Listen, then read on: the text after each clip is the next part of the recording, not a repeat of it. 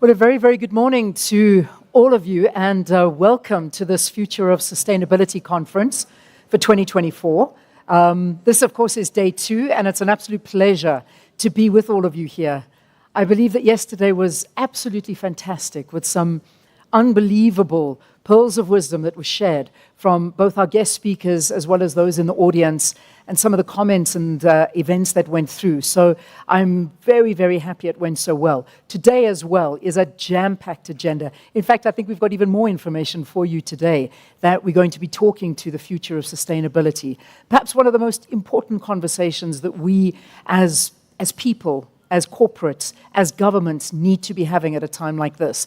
You know, whenever you look at the world that we're living in, it really is. It's a different place. It's not the same. You know, I mean, I was looking just very briefly, having a look and seeing some of the news items that were going through, and I saw that Brazil, I'm not sure if you read this article, but Brazil over the weekend hit the highest temperature that they've ever had, 62 degrees Celsius, and that was in Rio de Janeiro. Now, if that doesn't make us worry that there is something called global warming and there is something that needs to be done, how do we live in temperatures like that? That was in Rio de Janeiro on Sunday, 62 degrees. You might as well have a look at it, because I'm sure I've piqued your interest. But, you know, the reality is that this is our planet. This is where we live. This is where we want to keep home. But the more that we don't look to the future and develop sustainable businesses and things that are going to keep this world for us and future generations, then we got to think twice. Maybe we need to find a new home somewhere. We'll chat to Elon Musk. Maybe he can take us to the moon. But then again, I don't want that either. But the reality is, again, I emphasize the importance of this conference and the thoughts and the ideas that are going to be shared. So I'm just going to excuse myself right up front. I am recovering from a terrible bout of bronchial pneumonia. In the middle of summer. That's something we got to know as well. So please forgive my voice if it does decide to disappear on me, but I'm quite proud of it this morning for actually lasting through the introduction. So already, thumbs up to myself. Thank you for that, Leanne. I don't need a round of applause. Round of applause me at the end of the day, okay? That we'll do later, but I just wanted to tell you why I'm sounding extra husky today. But a very heartfelt thank you to all of our sponsors for putting this together and putting their names towards the future of sustainability, because that is what we need. We need commitments, and we need businesses to say we are ready to invest, and we are investing. And one of them, of course, is one of our headline sponsors here, Coca-Cola. And it's an absolute pleasure to have them on board and to say thank you for their continued support during these conferences that we have. So Coca-Cola Beverages South Africa, OMI Solutions, the SPA Group, Association of International Certified Professional Accountants, Envision Advisory Services, Nestle, Amalulu, South African Breweries, and of course, Old Mutual Insure. Thank you to every single one of you for your commitment and dedication through all of this, and really for being a beacon of hope for the sustainable progress that we are seeing. Equally, we are so happy and full of gratitude to have other partners, very esteemed partners, like the UN Global Compact Network for South Africa, Good Governance Africa, the National Business Initiative, Prime Media Outdoor, Mail and Guardian, the AICPA and CIMA, Channel Africa, Women in Mining South Africa, and BizTech. So as you can see, there are a lot of really big names that have come behind this and are ensuring that the sustainability is there for the future and the conversation is out there loud and proud. So thank you so much to everybody for this. So, of course, throughout the day, I know that there are some giveaways that are going to be happening. I won't do anything as yet, but you just have to obviously stay here, and we'll make sure that you're able to do it. To those of us that are not necessarily in the room, I'm not sure which camera I'm looking at, but there's a lot in front of me. To those that are tuned in online, it's wonderful to have you with us, as always, and that's what makes it so nice. In fact, yesterday, while I was sort of lying down resting, I tuned in, and I was watching a few of the panels and some of the speakers as well, as much much as I could. So it was wonderful to have it online as well. So welcome to those that are joining us online. Just a note to the speakers. Please, speakers, we ask that you just go and check in at the sound booth 30 minutes before your session, because we just want to know that you are here and that everything is okay and that we can go.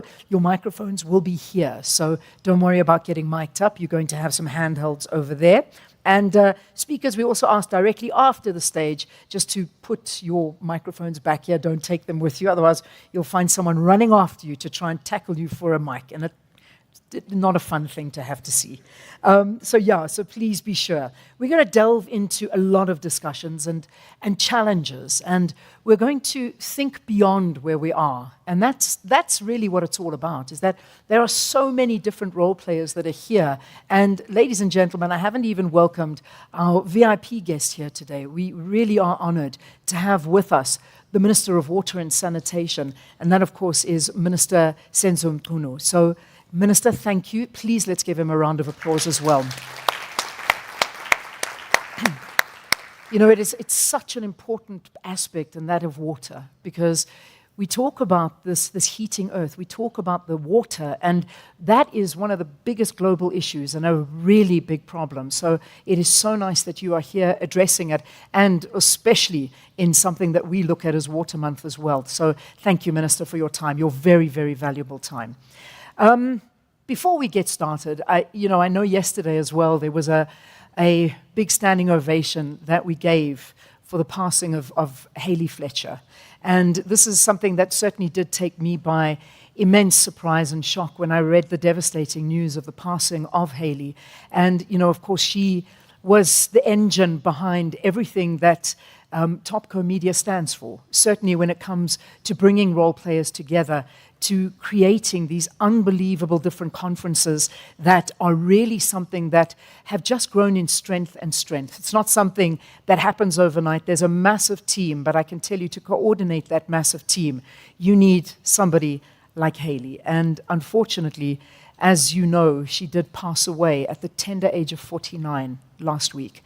I think it is so disturbing to know that these things do and can happen, but we just need to remember her legacy. We need to thank her for everything that she has done. I don't think we did while she was around on these kind of platforms, because I've always known her to be the one behind the scenes, never wanting the accolades, and always making sure that things ran smoothly. And boy, did they run smoothly. But now it's a new chapter and a new challenge, and I know that this team are going to carry on with the incredible work. But at this point, I think she needs that round of applause that she never got while she was alive for the things that she did.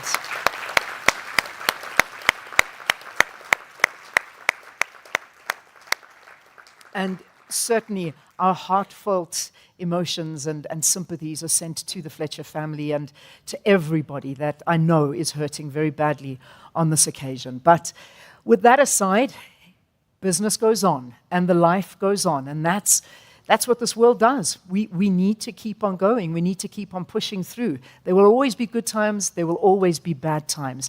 And in the middle of that are you and I that just keep this ship going as best as we possibly can, because that is what life is about. We've been told this. It's always a hard lesson to learn, but the reality is it's not stopping for anyone, so we need to ensure that we keep it in the best possible health. So, with that, let me introduce our very first speaker, and of course to welcome him here and to really sort of give us an idea of perhaps what they are doing as a company, and also just to maybe set a little bit more of the agenda for us today. It's my absolute pleasure on welcoming here onto the podium our first speaker, Nsako Baloyi, the dynamic head of sustainability at Coca-Cola. And this is with over 12 years across sectors like FMCG and mining. And Nsako is a beacon of innovation in sustainability, covering everything from water conservation to economic inclusion. She was recognized as a young leader in his field, from being listed in the Mail and Guardian's top 200 young leaders to winning the JCI Award for Environmental Leadership. And Nsako's impact is both profound and inspiring, and beyond professional achievements, he's also captivated audience as a self-taught chef on BBC's Come Dine With Me. I need to watch that. That I need to watch. So, ladies and gentlemen, without further ado, let's call up Nsako Baloyi.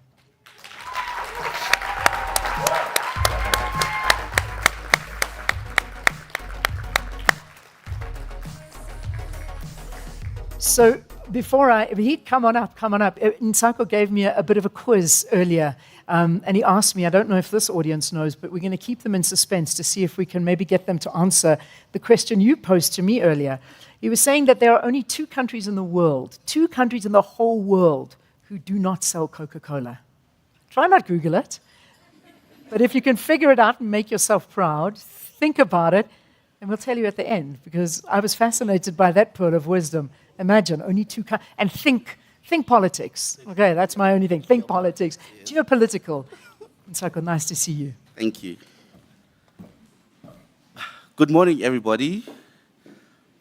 For a semi-celebrity on Come Dine With Me, I was actually expecting more applause than what I got.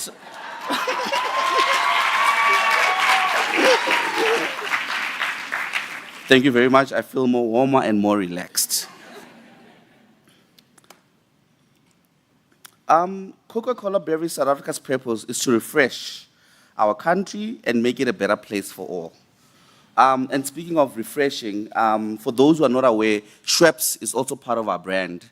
And I can testify that a lot of you were properly refreshed last night. We are focused on delivering on our purpose and opportunities such as this conference, the 2024 Future of Sustainability Conference, which allow us to engage with diverse stakeholders to sharpen our insights, exchange ideas, and accelerate our collective action to address challenges that impact our business and the communities we serve. Our approach is centered around people, with while the focus must be on how best to achieve our key sustainability goals, as a collective, we also need to be mindful of our responses to the varied needs and changing circumstances of communities around us. The answer lies in collaboration and in co-creation of sustainable solutions. As the Coca-Cola system, we use industry leadership to be part of a solution to achieve positive change and to build a more sustainable future to our planet. And more importantly, we want to create a greater shared opportunity for the business and the communities we serve across our value chain. Water is a key ingredient for us and is actually a material issue for us in terms of sustainability terminology. It's a priority for us as Coca-Cola system because it is essential to life, to our beverage, and our communities where we serve.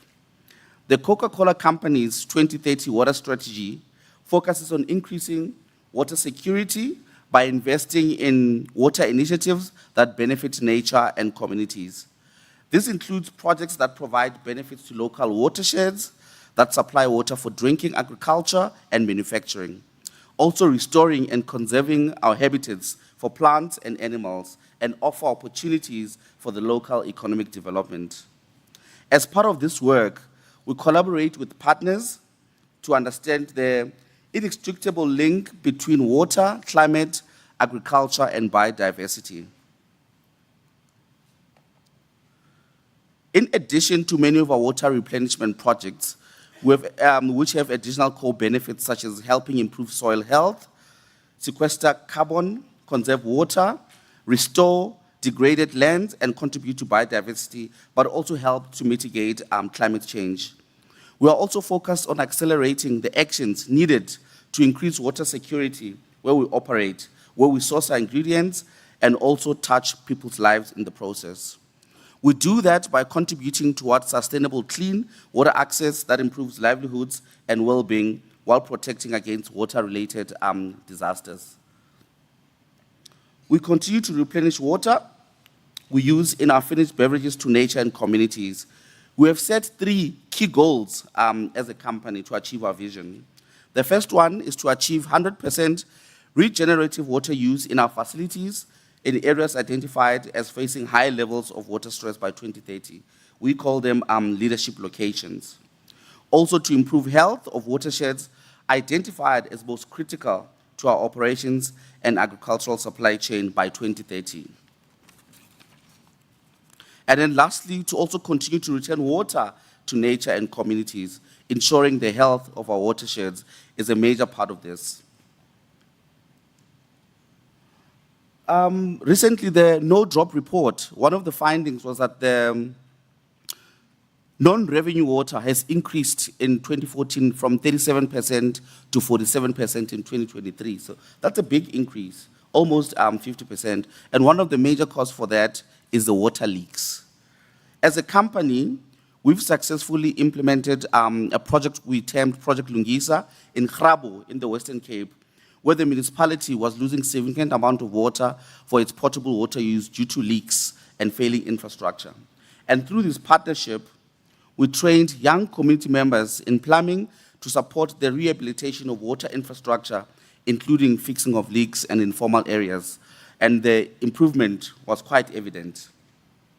Also, in response to a looming day zero in Nelson Mandela Bay in the Eastern Cape province, we launched an ambitious project to work with local municipality and other key stakeholders to assist vulnerable and distressed communities. I'm actually glad that the Honorable Minister is here because he can testify to the work that we've done in Nelson Mandela Bay. CCBSA, we also deployed off-grid solar-powered groundwater harvesting systems, a project dubbed Cokeville in the region. A total of 9 systems and water tanks were deployed in Gqeberha, and with also a potential of replenishing a minimum of 90 million liters per annum at no cost to beneficiaries. And another project very close to me is a project we launched in Graaff-Reinet last year, where we explored the Mimosa Wellfield, which is an underground water aquifer.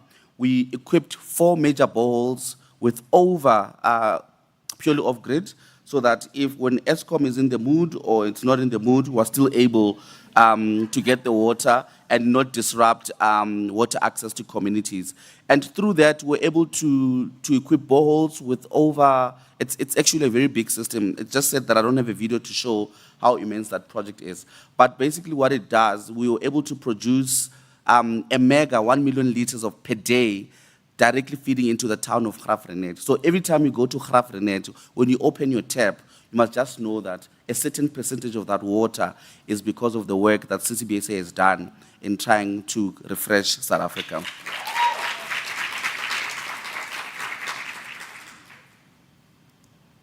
When it comes to packaging, we seek to drive a circular economy for our packaging because this helps to reduce waste and carbon emissions. We are working to use more recycled content in our packaging, to expand our use of returnable bottles, and to collect packaging for recycling through the Coca-Cola Company's strategy, which we call a world without waste. We are working to use more recycled content in our packaging, also to galvanize collective action. We've also invested in a number of solutions and partnerships across the country, including government and society. And this includes companies with key industry sectors that can help us drive the transition of a circular economy. The Coca-Cola Company and its bottling partners, which include us, Coca-Cola Beverages South Africa, we're leading in industry making our value chain increasingly sustainable in the way that we produce and package our projects. Our goals as a company as follows. We want to help, so for every bottle that we produce, whether it's in a PET bottle or a can, our goal is to collect 100% of everything that we put on the market by 2030. Also focus on making all our packaging 100% recyclable by 2030. We're actually currently sitting at 99%. We're in the process now of launching our polyolefin sleeve, which covers our kepi, and that is now going to be recyclable, which is going to put us at 100%. So every material that goes into our primary packaging is going to be recyclable. Also have 50% recycled content in our packaging by 2030, and also make 25% of our packaging reusable and returnable by 2030. As an example, most of you have this bottle on your tables. It's got a green label there at the top. In the middle, it says that it's made from 100% recycled plastic. So this is one of an example where our product is made completely out of 100% recycled material. But also what we've done, it's also an eco-twist bottle. So what that means is that we're now starting to use less material where we're reducing our carbon footprint in terms of what we send to the landfill. So if you open, when you're done drinking, if you open it, you can literally just twist it like this. See? And this is part of us trying to, reduce what we actually send to the landfill and innovation that we put in our packaging. So that's on the table. Drink the water, refresh yourself, and try this. Furthermore, we're working beyond packaging design, we're also tackling the plastic waste problem, which requires a cross-sector collaboration and alignment on common principles and targets. We work with a range of stakeholders at the regional and local level, and which includes partnering with government and community organizations to strengthen recycling infrastructure, boost collection rates, collaborating with customers and peers in the industry, and also working with a number of associations which help to shape public policy that supports circular economy. Key to our approach to achieve a circularity is setting up what we call an extended producer responsibility, EPR, mechanisms and policies. With an EPR model, where producers pay a fee to a producer responsible organization, PRO, which then uses the funds to establish collection and recycling value chain by building capacity and capability, stimulating demand for recycled material. We believe that as an organization, a well-designed EPR is a sustainable funding approach which ensures that producers of brands take full responsibility for the choice of packaging they place on the market and enable collection and recycling value chain for packaging. Coca-Cola, like other minded infrastructure, came together in 2024 to set up such an industry-funded EPR scheme. And that's where PETCO was born, the PET recycling company in South Africa, to promote the recycling of PET, which is PET plastic, taking responsibility for recovering and recycling plastic bottles.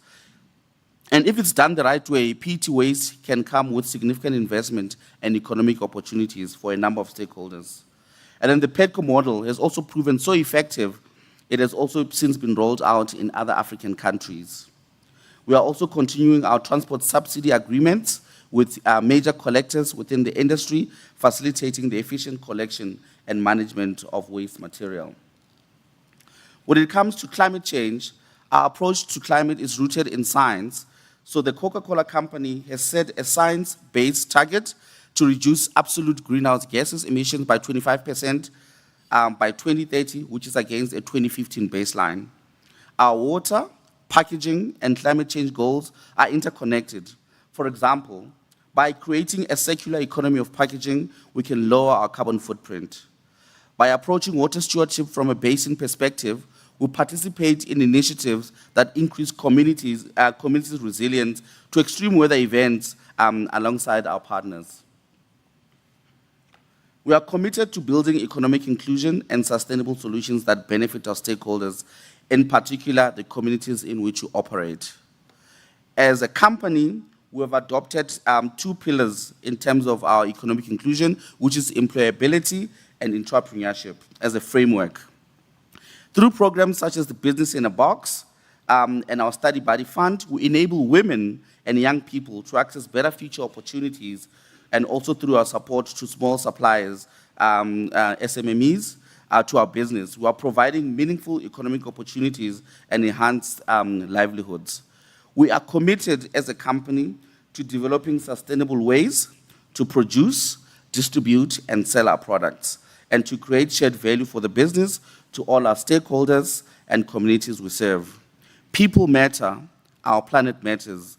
We believe in doing business the right way and following our values and working towards solutions that benefit us all. I thank you.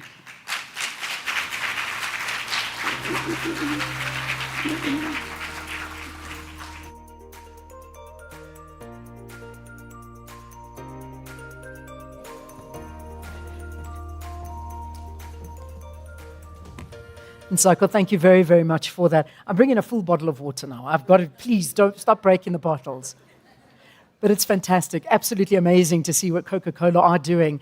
And they certainly, as we saw, are really, really trying to keep this future of sustainability top of their agenda. So thanks again to Coca-Cola and also for being a part of this gathering today. Always such a pleasure. Did you guys work out the countries that don't have Coca-Cola?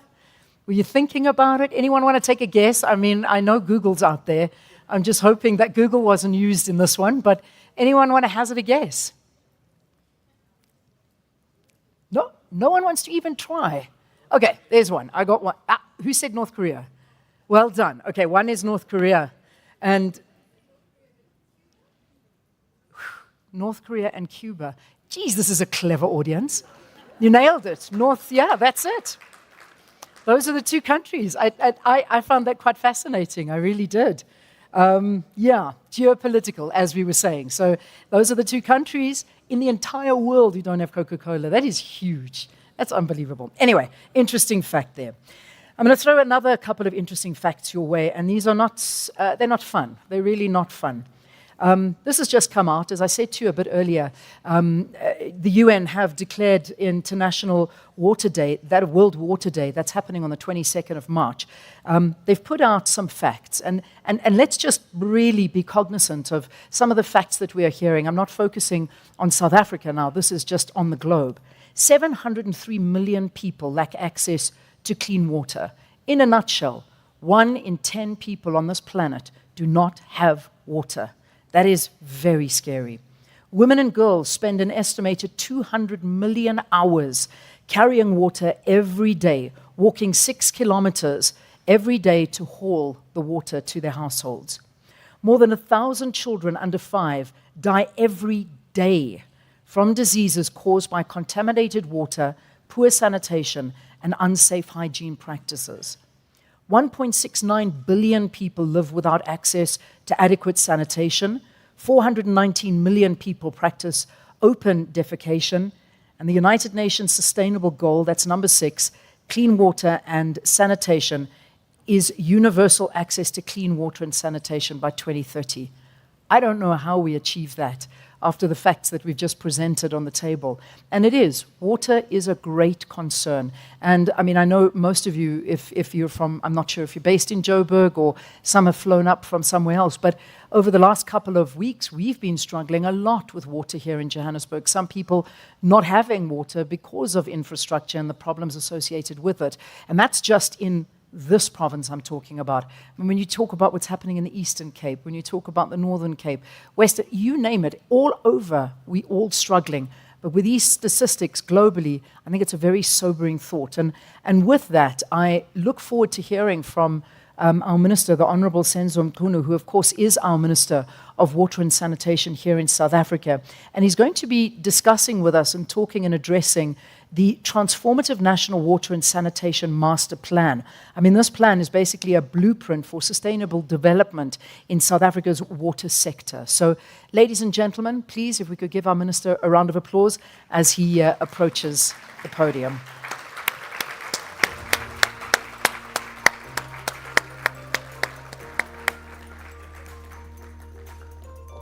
Thank you.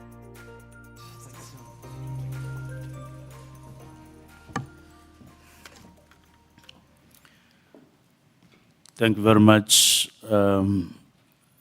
to Leon Manus, our program director today.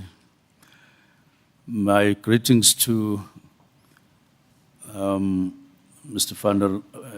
Van Fletcher, director of Topco Media, seated with us there on the table there. Mr. Baloy, thank you very much for your inspiring presentation just now. Mr. Babongile Mandela, Senior Director, Public Affairs, Communications and Sustainability, Coca-Cola. Blessing Manale, Dr. Sibongile Mazibugo, from Trade and Industry, and to all of you, ladies and gentlemen. It's a pleasure indeed that we have this opportunity to meet like this and talk about a very important topic and very important issues indeed in our country. I express my sincere thanks for this invite and the opportunity to talk to you. I want to acknowledge first Coca-Cola as a long-standing partner. Indeed, what was presented here is true. He said, I may be a witness, and I am a witness, that at the time when we had problems facing day zero in Gqeberha, they came in handy, together on the other hand with a gift of the givers. We all worked together there, shoulder to shoulder, and salvaged the situation. And today, Gqeberha has pulled out. We have pulled out of that plan of rescuing them, and they are out of day zero as it stands. Otherwise, they are facing other challenges of a lesser nature by gravity. So, I want to take this opportunity and thank you very much.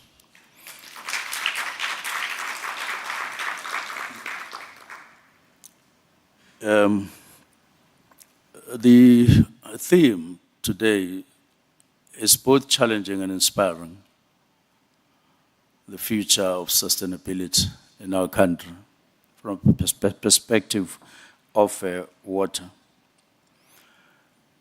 Challenging in the sense that you stand here today, you read all the stats, even flowing from the United Nations. We had a conference last year in March, and indeed, some of the revelations in that conference about us in the whole world were quite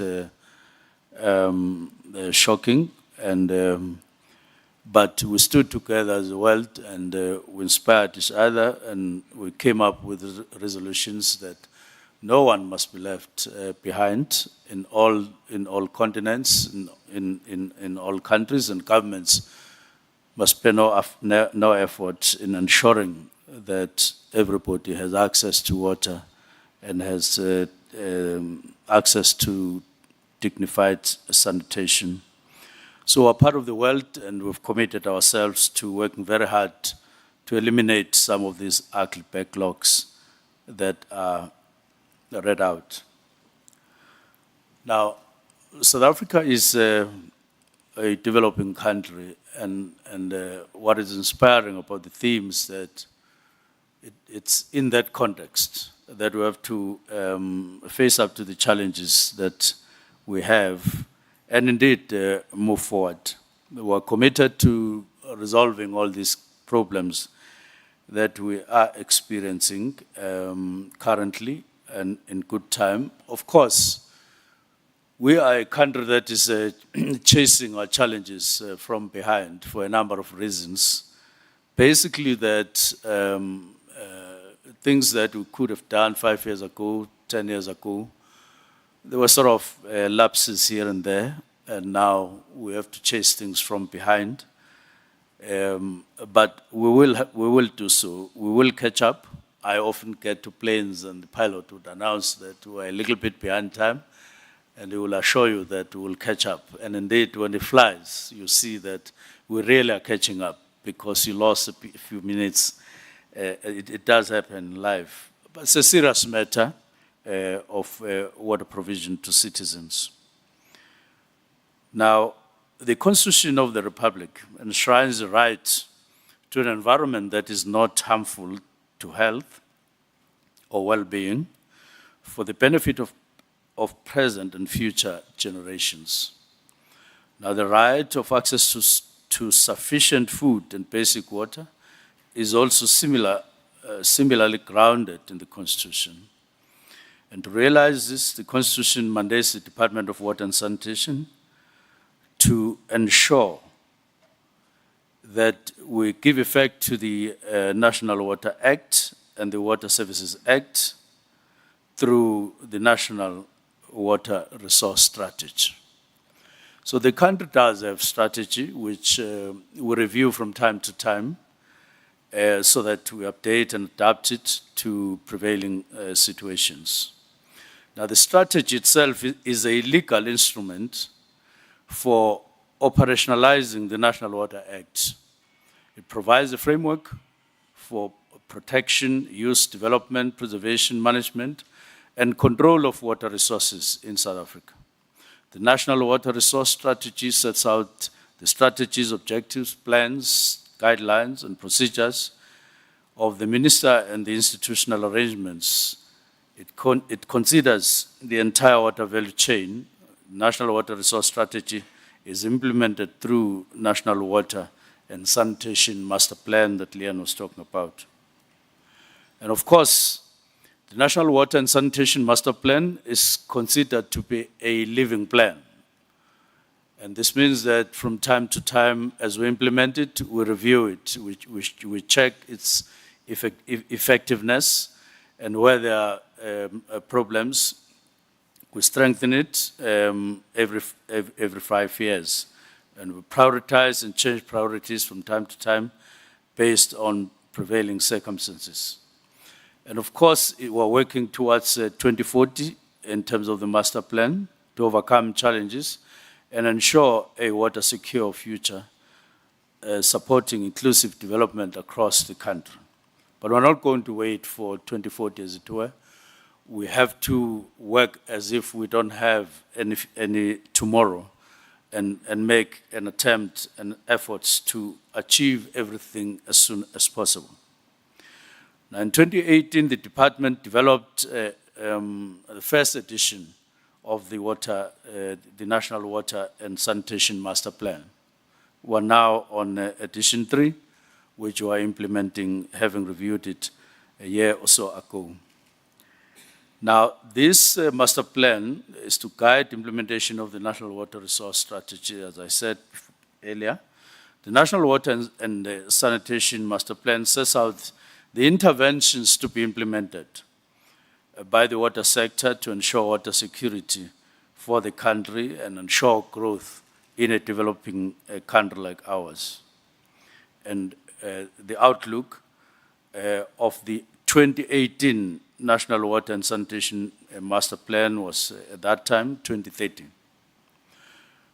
Now, the master plan was developed in partnership with all the relevant stakeholders in the country, having been consulted, many conversations, many workshops to come up with what we now have as a plan.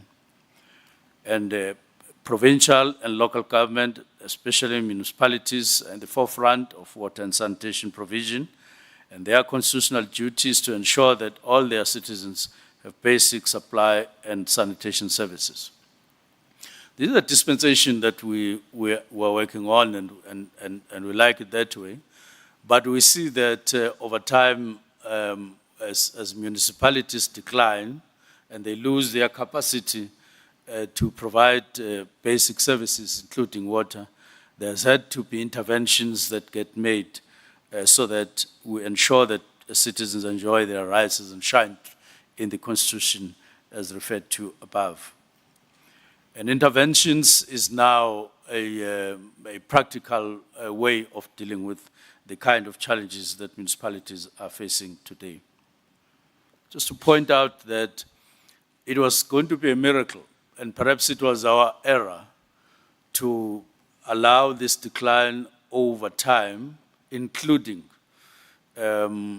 water in, with the hope that at some point municipalities will turn themselves around and develop capacity to deliver basic services. And it was going to be a miracle that water will remain efficiently delivered to communities when municipalities are declining, on the other hand. It is for that reason that we have had to reposition the Department of Water and Sanitation nationally to appreciate and get involved in the whole value chain, starting from the river, pulling water up to treatment plants all over the country, up to the taps at home. Because if we don't do that, we continue to sit back in Pretoria while communities are suffering on the ground. It's something that is untenable, and it would negate all the gains, it would negate the prescripts of the Constitution. Now, the national, so to this end, the National Water and Sanitation Master Plan actions, They are visible all over the districts and the local municipalities. We're working hand in hand with them.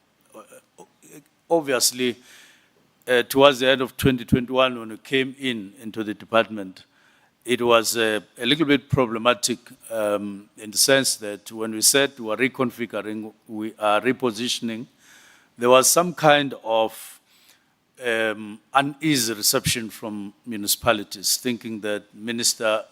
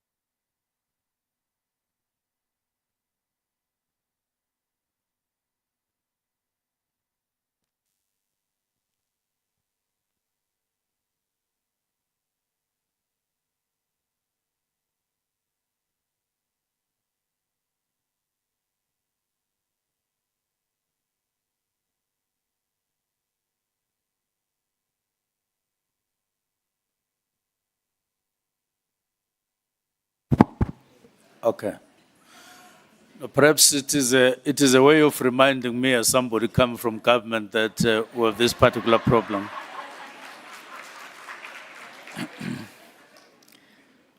Well, I would have come up with the cell phone to phone Ramkhupa to say, you are sabotaging me again. The master plan points to key objectives and that define the new normal for water and sanitation. Now, some of these pointers as follows: an enabling environment covering finance, human capacity, finance, research and development to support the water sector, resilient and fit for use water supply, universal water and sanitation provision, equitable and sharing and allocation of water resources. Now, effective infrastructure management, operation and maintenance, and reduction of future water demand. These are the pointers where the master plan is pointing at and guiding all of us in the sector, particularly Department of Water and Sanitation. These objectives enable the achievement of the National Development Plan 2030 of affordable and reliable access to sufficient and safe water and hygienic sanitation for socio-economic growth and well-being with regard to the environment. So in 2018, National Water and Sanitation Master Plan had several far-reaching actions and interventions that were embedded in the annual performance plan of the Department of Water and Sanitation. I will mention some of the successes that we can point at today, a few years after that. The first one, in terms of reforms, we are in the process of establishing a National Water Resource Infrastructure Agency in South Africa. We are next week going to the National Assembly for a second reading of the bill. It has passed first reading. Once we go through the second reading, it will go to NCOP, and we are determined that it passes before the recess for elections this year. This is a very important key achievement that we've been envisaging and working on. We will have these agents. Now, people are saying it's another SOE, it's another corruption. I want to assure you that it's far from that. We want a dispensation this time around that will assure future sustainability, not in the hands of just direct with the department that may have different performances at different times and so on, it will be our SANRAL, in other words, in the water sector, just focusing on water, in particular water infrastructure in the country on a continuous basis.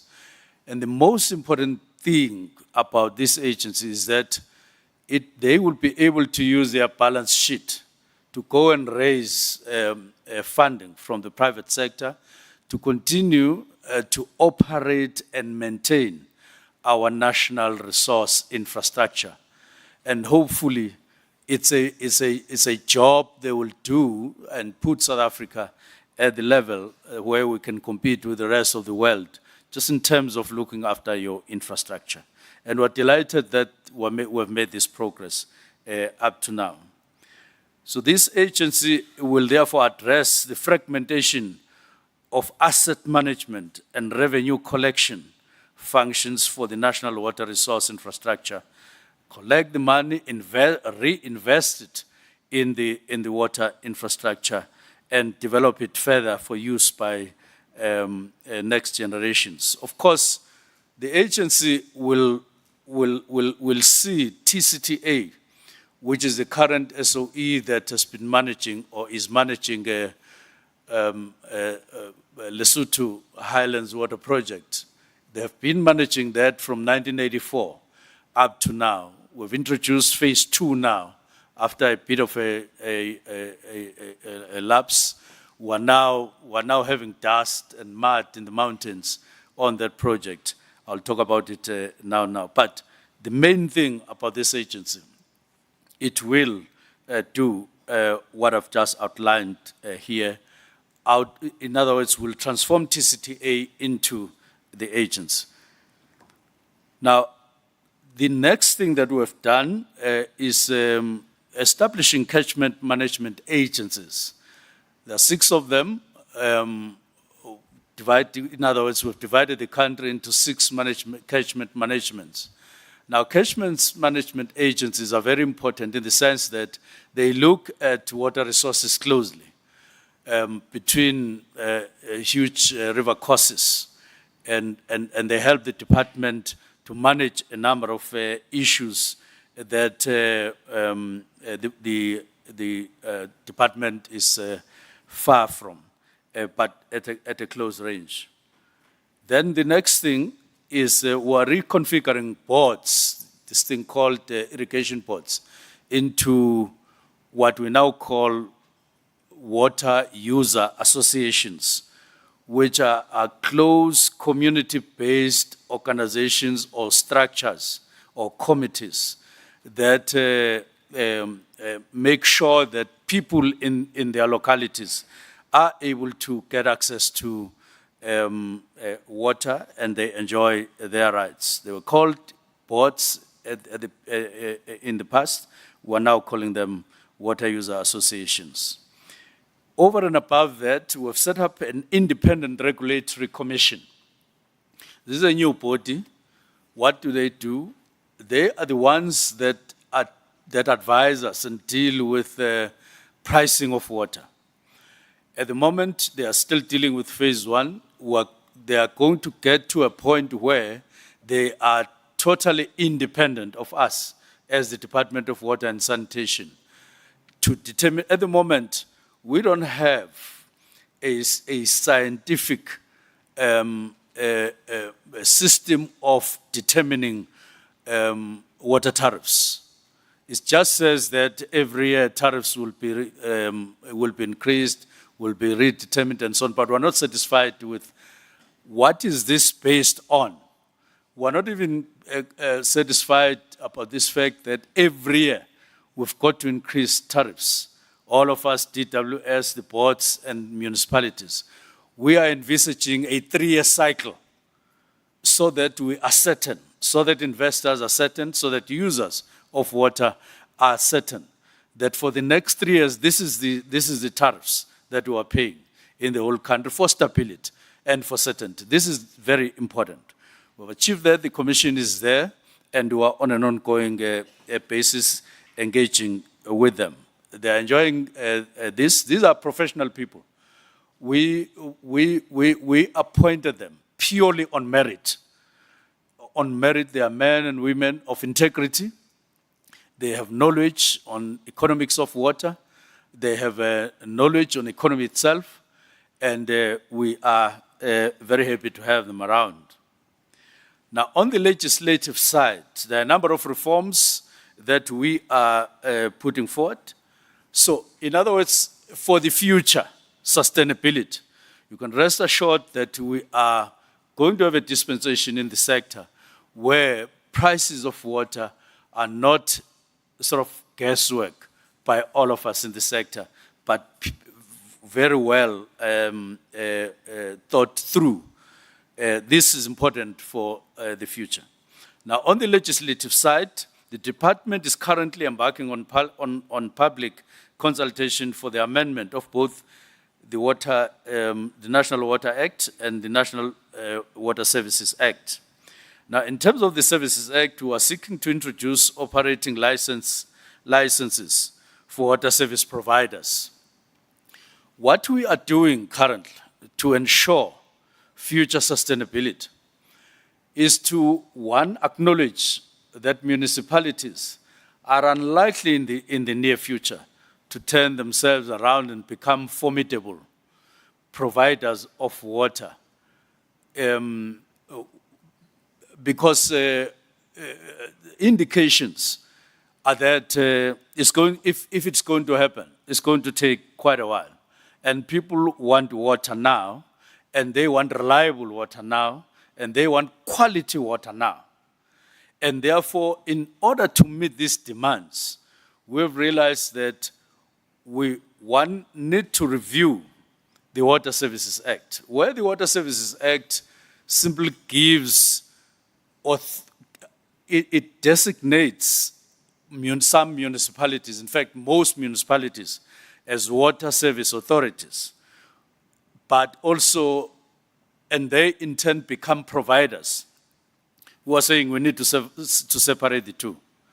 Municipalities will remain as water service authorities, but they will in turn appoint somebody else to be a provider, purely on a professional basis, on the basis of capacity, which is better than the municipality to manage water and to even raise funding and be able to O&M as and when it's necessary. Most municipalities just look at pipes as openings that will deliver water for 100 years, for 200 years. They forget, and they have no capacity to an extent of being conscious that a pipe needs proper operation. It requires proper maintenance. Some of the pipes from which we are getting water in townships and suburbs are 90 years old, are 100 years. And I'm saying that there's been a lapse in raising the consciousness of all of us on this, because this Water and Sanitation National as a department has been just looking at things from Pretoria. We're no longer in Pretoria now, we're all over. We go there and we work with municipalities. We tell them, now that pipe, this and so on is like this. We ourselves started off by strengthening our department. Our department is led by, at managerial level, Dr. Sean Phillips. He was appointed purely on merit, not because I knew him. In fact, I never knew him. I first met him on the interviews when he was being interviewed. And he did well, and we appointed him. Now, DDG Water and Sanitation has just completed his doctoral degree and obtained it last year purely on merit. He's a civil engineer. Both are civil engineers. Now, I'm not a civil engineer, but they are civil engineers. I wanted people who are more knowledgeable than myself on this field so that South Africa can move forward for the future and for future sustainability. And we're making sure that it happens. So the advantage on this is that once a water service provider has been identified, we will issue a license. And they will be expected to perform up to the required level. When a pipe bursts, there will be a period within which each burst pipe must be repaired or attended to, unlike now. You create a wetland just because a pipe is burst and nobody is attending to it. So we want to correct that. And if they don't perform accordingly, we will withdraw the license. Without going to the mayor to council, we'll simply inform them that this service provider is no longer performing well and we're withdrawing the license because we will have authority to do so, unlike now. So we're reviewing that legislation so that there could be separation of roles. Further, we're looking at strengthening and enforcement by amending Section 63 of the Water Services Act to enable enforcement through directive as is done in National Water Act. Currently, to illustrate this point, you can use the example because people ask us, how did Rooiwal happen, leading to the death of 38 people in Amaskra? It started off with us in water and sanitation, realizing that Rooiwal is posing danger. And we then issued directives in terms of the law to Tshwane municipality. Attend to Rooiwal because it's posing a hazard. Now, Tshwane would respond, yes, we're attending to it, but not attending to it. Not attend to it. And increasingly, we got consent, and we issued more and more directives. We took them to court. But of course, magistrates, after ruling, they don't go and repair Rooiwal. It needed to be done by Tshwane. But because the law prohibits us from interfering into reticulation, we then said, okay, we approached provincial government of Gauteng to say, please impose Section 163 on Tshwane so that we can impose 63 because you can only impose Section 63 on a municipality that is already under 163. Now, Tshwane was not under 139. So they imposed it, they were challenged, they were defeated, and so Tshwane remained where they were without 139, and us having no rights and enabling legislation to take over Rooiwal ourselves and deal with it directly. So this led to a situation where until the new mayor came in, and he approached us and said, look, I can't really deal with this problem. It's over us. Please come in. Unlike the older mayor who was there, who said, Minister, I want to tell you, I want your money, but not you. If you want us to deal with Rooiwal, bring me money, but don't come. Now, we cannot follow money. We can't just give. And remember, that municipality is under investigation of having embezzled no less than 245 million rand in that very same project. So we couldn't pile more money to them, knowing that they have a supply chain that leaks like a sieve, and that is admitted by the current mayor. And therefore, we had to be cautious about that. Now, fortunately, the new mayor came in, volunteered. We are now dealing with that matter, and we are starting to, we have the permit now to clear the ground there and build Rooiwal and provide people with clean water with the other side doing the package plant. So this is how it happened. So we're reforming that so that when we see a problem as a Department of Water and Sanitation, we're able to intervene without requiring 139, because this has been a problem all the time. Minister of Water and Sanitation and the Department of Water and Sanitation is the only one that is called like that. There's no mayor of water and sanitation. There's no municipality of water and sanitation. They merely are a stakeholder given a job to provide water to citizens. But if they are unable to do so, minister must come and do it and not prevented by legislation. Hence the review and the reform. What else are we reforming on the legislation? Is the amendment of the National Water Act, or the amendments of the Water Act, were drafted and went through in February 2024. So these amendments are all in the National Assembly. We're working with them. But others may come in the next parliament after elections, of course. But we are busy reforming such that we streamline, such that we have higher efficiencies, so that we can deal with the issue of providing water without the hindrances that we have at the moment. Regulatory reforms, what are we doing there? Strong regulation is critical to achieve water security in South Africa. On water quality in rivers and taps, balancing demand supply, ensuring the safety of dams, and building resilience to climate change. Water use license applications, WULA, the department has cut down the period to just 90 days. If you bring a license for water and all the details are there without any problem, guaranteed, less than 90 days you get your license, except when there's toing and fro as a result of insufficient information. But we have reformed this. Nobody's complaining about waiting for the license for 3, 4, 5 years, which we found happening in the department. And we're happy to have achieved this. And then on the drop assessments were dropped in 2014 for some reasons. We've resuscitated this because we want South Africans to know about the quality of water that they use, that gets out of their taps. It is purely essential on us. It is morally correct. It is healthy. It is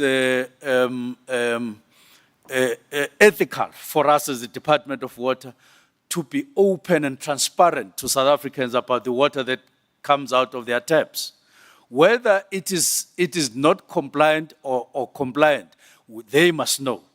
As it is, we resuscitated this, we told the public, and then we said we have plans to correct the situation. And this is what we're doing at the moment. So the drops are back. The blue drop, which measures the quality of water that we drink, the green drop, which measures the quality of effluence that comes out of wastewater treatment plants throughout the country. We are pushing municipalities to the brink to say, look, if you can't deliver, you stand aside or you step aside, you appoint a water service provider who will help you professionally and effectively in terms of running your wastewater plants. South Africa is a beautiful country. We can't afford to pollute water in rivers, water in dams all over and just stand by. We are at war, we are serious, and we take it that we are equal to the task. Of course, we hope that we will go through elections so that we are able to continue with our work. And we're hoping that it's the prerogative of the president to decide who becomes minister of this and that.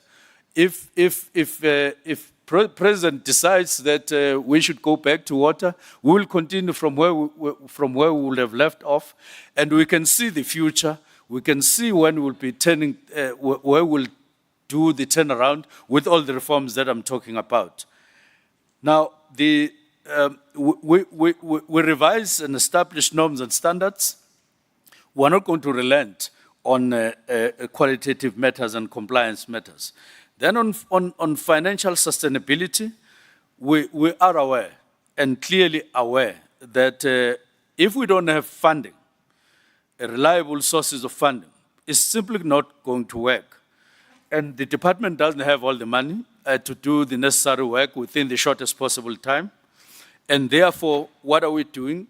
We have a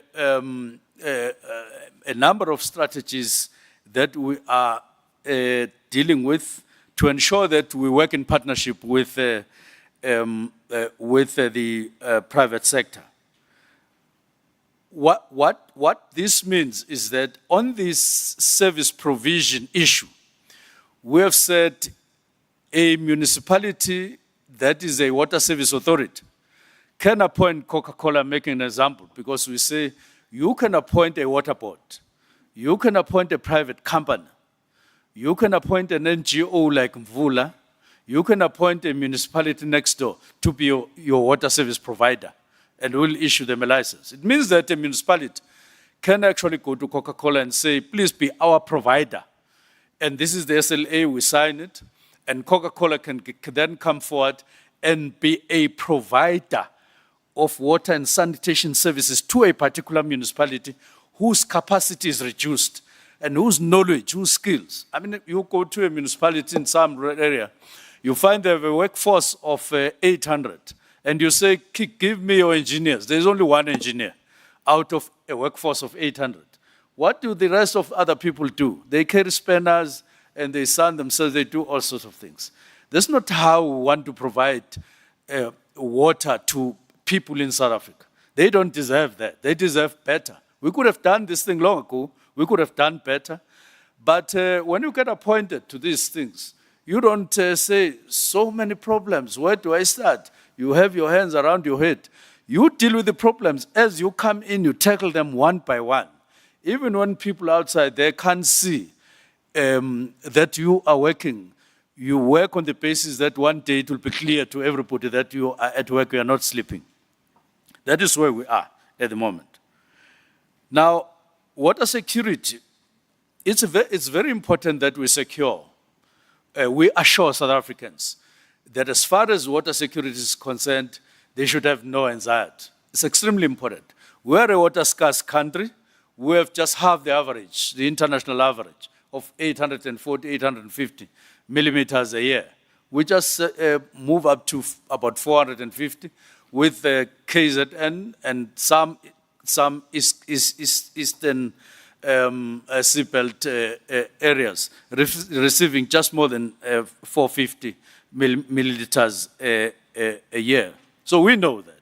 It's a fact. In fact, we know that the West Coast is yellowish, in other words, it's on caution. We know that in the middle, the belt in the middle, from PE up, is red, sort of. And then the eastern side is a little bit greenish. But we're a water scarce country, it remains. And we have to use water sparingly. And we know we're not doing enough to preach this gospel of water, of all of us needing to save water, especially in Johannesburg. I think every one of us around here in Gauteng want to turn around many times under a shower, and we end up with around 300 liters. It's irresponsible, I must say. And we just need a war against it. But what are we doing to ensure that being a water scarce country, we augment water, consistently augment water that we have? One, we are now on phase 2. When we came in 2021, we found that the Lesotho Highlands water project had collapsed, and we resuscitated it. We moved and resuscitated it. It's a 40 billion rand project. Now, we want to assure you that even if it's not that enough, and it can't show in a day, but we are investing in water infrastructure. This any one of you who doubts what I'm saying, because I know we tend to have a deficit as government in terms of credibility, but you can't just say. Even I often go around and say, how do you say you don't trust me because it's the first time you see me? It's the first time I address you. And people would say, okay, we give you that period. So that's what we're saying. Trust us. If you doubt, you can go to Lesotho. You will find dust and mud in the mountains there. We're building Potihadi Dam. We are building a tunnel that will give us additional water in the Vaal system, and therefore assuring South Africans of sustainability, of availability of water. Now, let me add what we'll be doing from October to March next year.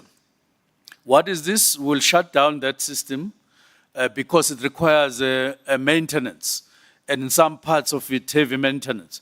So those people who are saying we're going to face a problem, it's not true. Cool down. There will be no problem. The Vaal is full. It will be full. It will be rainy season, we hope. But yes, we hope.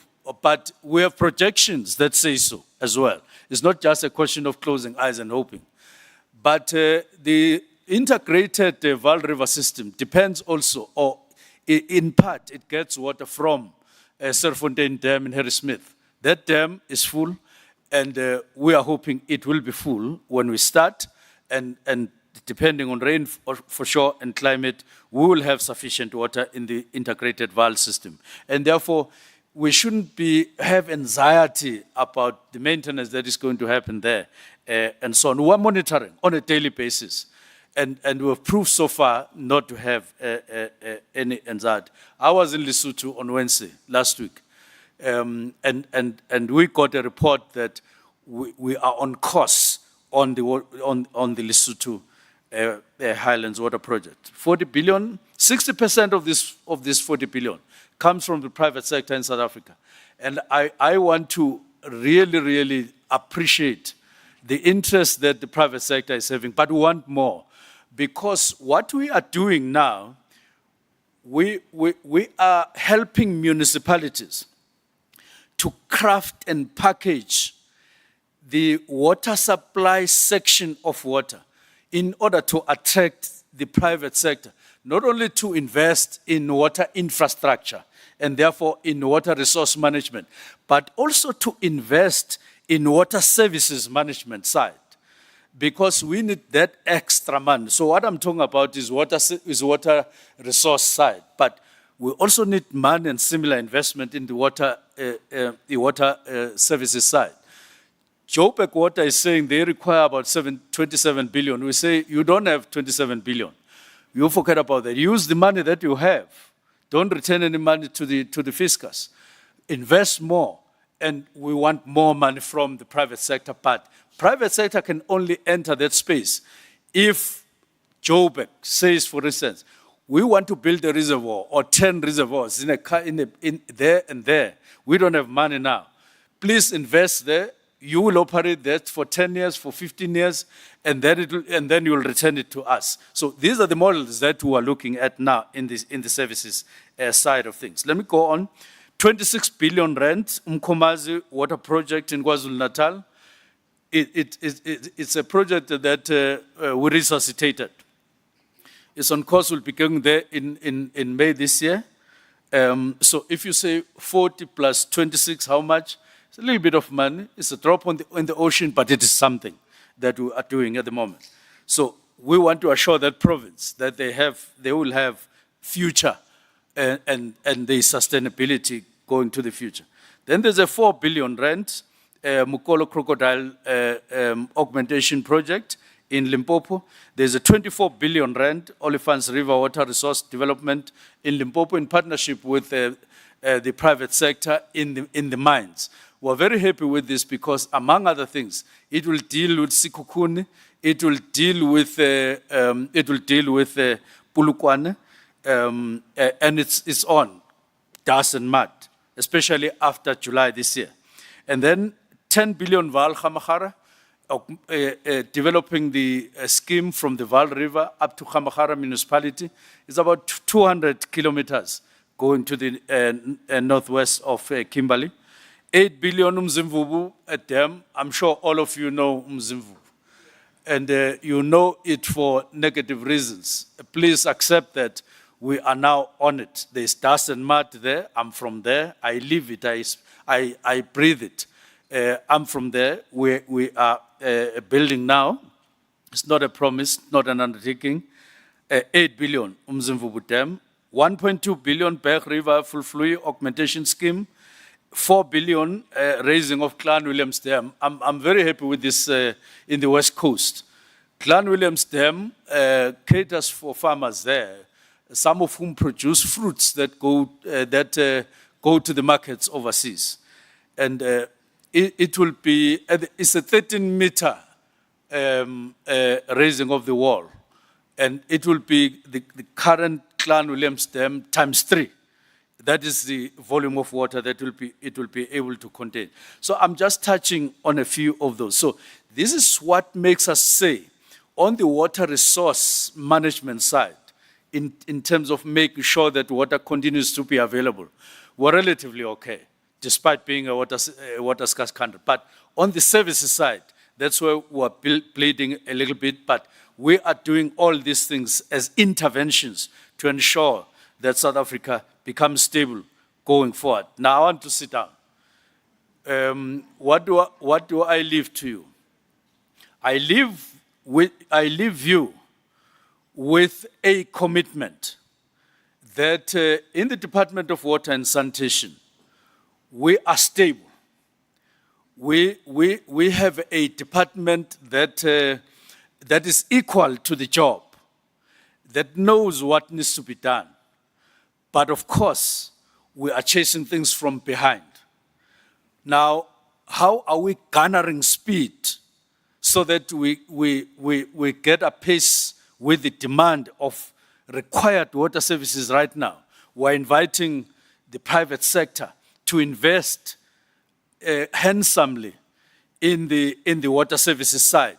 And we have a number of mechanisms, and we continue to develop those mechanisms to get them involved. And I'm happy that some of them are indicating, no, Minister, we've just agreed with a municipality somewhere to assist, build them a reservoir, or to upgrade their water treatment plant. And we're happy with this development because it's going to make us turn the corner speedily with our reduced resources, but then getting their support from private sector. Now, with this theme and with this invitation, I want to assure you that all of us have the future from the perspective of water and sanitation. Thank you very much.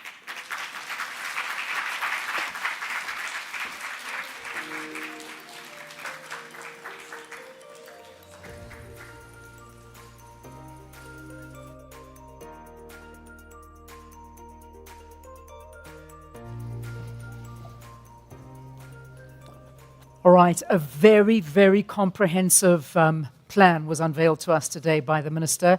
Wonderful to perhaps be some of the first people to get this plan and to see exactly what it is that government is doing to ensure sustainability of the future. But what I really loved was hearing how many private sector companies are being partnered with and that are actually helping towards that. I mean, 60% of it is a massive amount.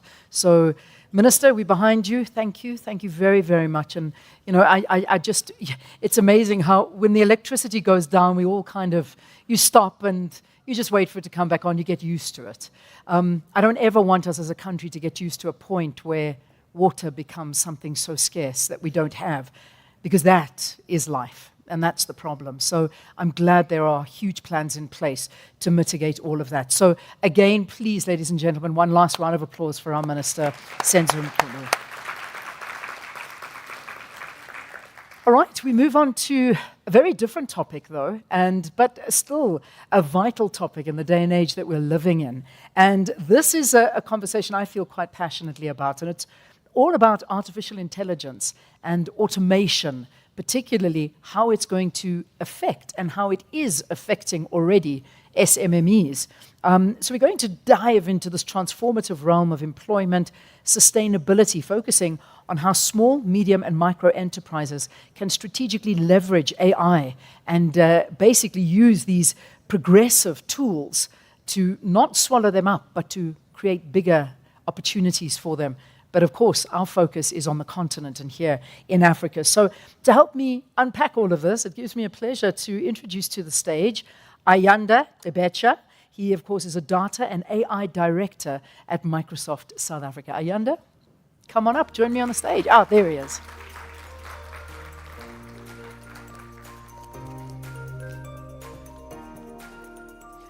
We've got a variety of chairs. And let's jump in the middle. Let's sit in the middle. We've got some chairs to get through. How are you doing, Ayanda? I'm good, thanks. Excellent. Yeah, it's a lovely morning. Have you got a microphone on? Oh. Speak to, because I'm hearing him like he's booming, but then I realize I'm sitting right next to you. That sounds better. Does it sound better? Much better. Morning, everybody. Great to be here. Thank you so much. Such a pleasure. I'm loving the fact that this is one of our, well, it is our first discussion that we're having, because it is possibly, something that we're seeing all of us have to get used to. AI was a thing that was on the horizon and far away and being spoken about. And then one day it just dropped on us. And then it was like, oh my goodness, this thing is real. It's happening, and it's good and it's bad all at the same time. But Ayanda, let me get your ideas here. How is AI shaping us? How fast is this progressing? I think it's, the last probably 18 to 24 months, we saw an acceleration in the application of AI in the things that we can relate to. Because AI has been there. Organizations have been using many of the AI technologies to drive efficiency. They've been using it, in predictive analytics. They've been using it in terms of predicting behavior. Whether you're in retail or financial services or in manufacturing, AI has been there. But what has happened now, I think, in the era of Gen AI, is that we've democratized AI. We've made AI accessible to, normal people that wouldn't ordinarily have the kind of resources that large corporates would have.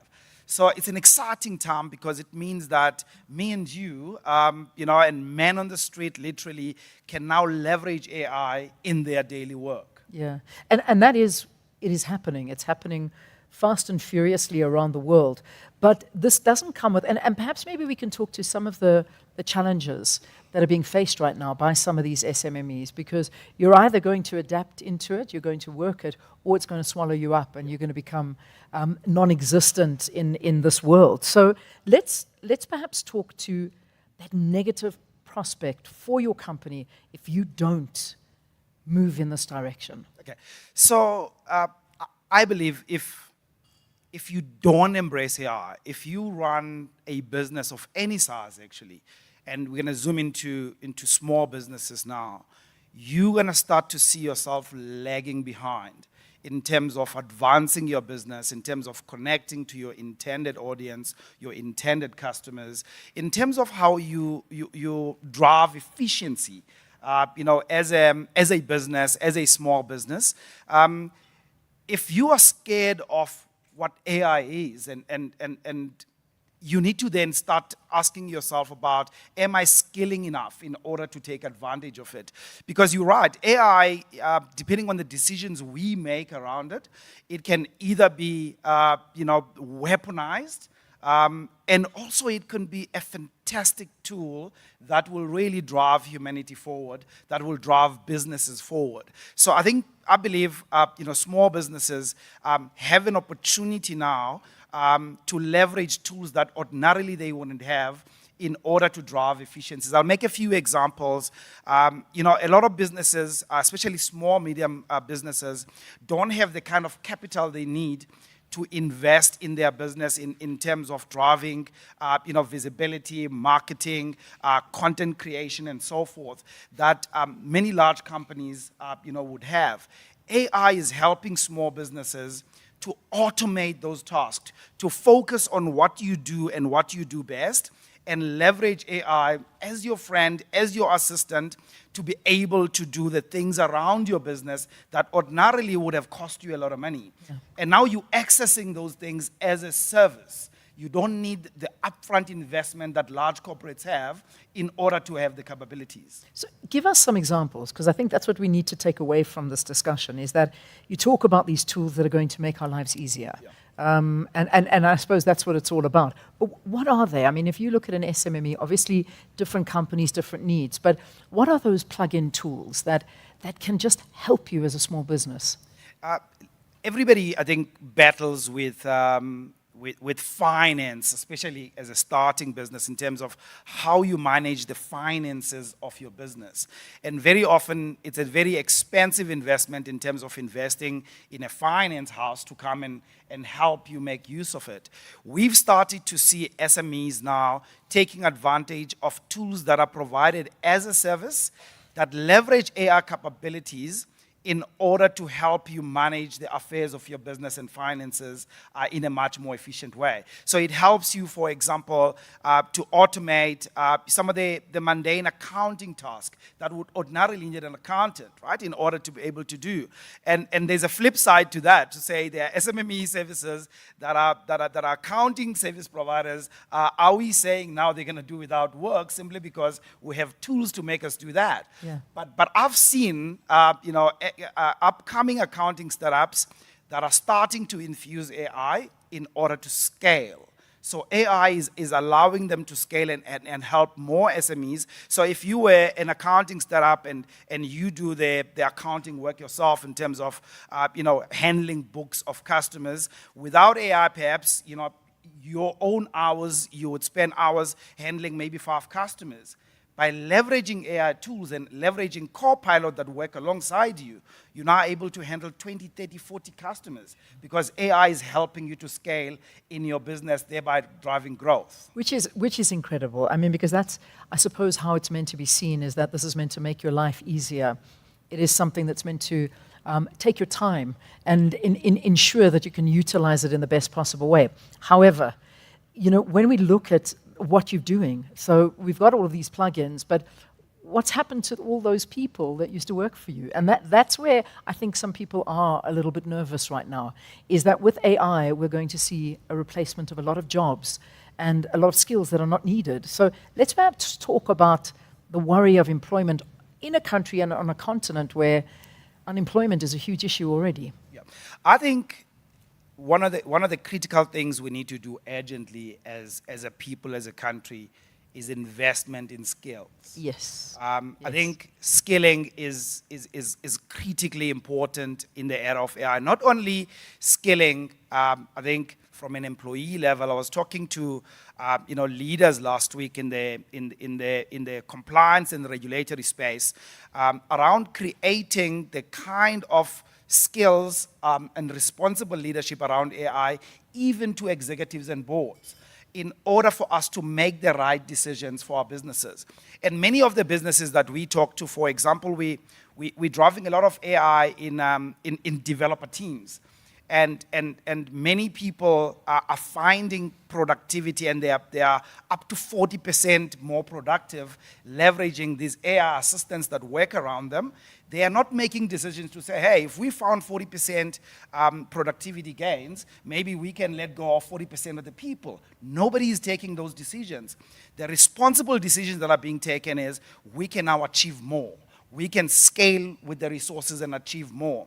So the responsible decisions we need to make around that are the ones that are going to make sure that we create sustainable employment leveraging AI. If we don't, it is upon us as well for AI then to be the tool that does not help humanity, but rather works against us. So it is our decisions. But I think above everything else, it is skilling. Yeah. And you start at the level where you are in terms of skilling. I've seen people who've not worked with AI at all before. They start with prompt engineering, how to build and create prompts, and they just become better at it, become better as they prompt more. Now they're getting value out of the freely available AI tools, and then they progress to the more maybe technical tasks and subjects around AI in terms of building their own skills. Yeah, it's something we really do need to educate ourselves on in a big way. And I was really happy on a sort of a personal note. I remember my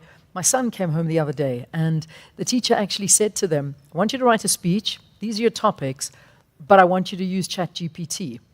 And I want you to take a piece of ChatGPT and use it in the speech. But the rest of it, I want you to write yourself. So I was so happy to see that, we can't bury our head in the sand to know that, no, they're not going to use it, the youth of today. The youth of today don't stop using it, I mean, that's just one plugin and one example. It's how do we use it to the betterment of ourselves? And that's what's important. So when we talk about skills, and I know we haven't got too much time, but in terms of the skills development in this country, are we doing enough? Are corporates identifying enough what is lacking? And is our education sector equipped to deal with all of this? Because that is a worry for me. I think from a corporate South Africa perspective, there is a lot of buy-ins. I mean, I spend a lot of time with executives and boards around there. There is a buy-in that we need to protect jobs. There is a buy-in that we need to create a sustainable future for our children in terms of driving their sustainable outcomes, in terms of what we do from a business perspective. But I think we need to accelerate skilling. And especially skilling, both at high school and tertiary level, in terms of how we begin to prepare people for the jobs of the future.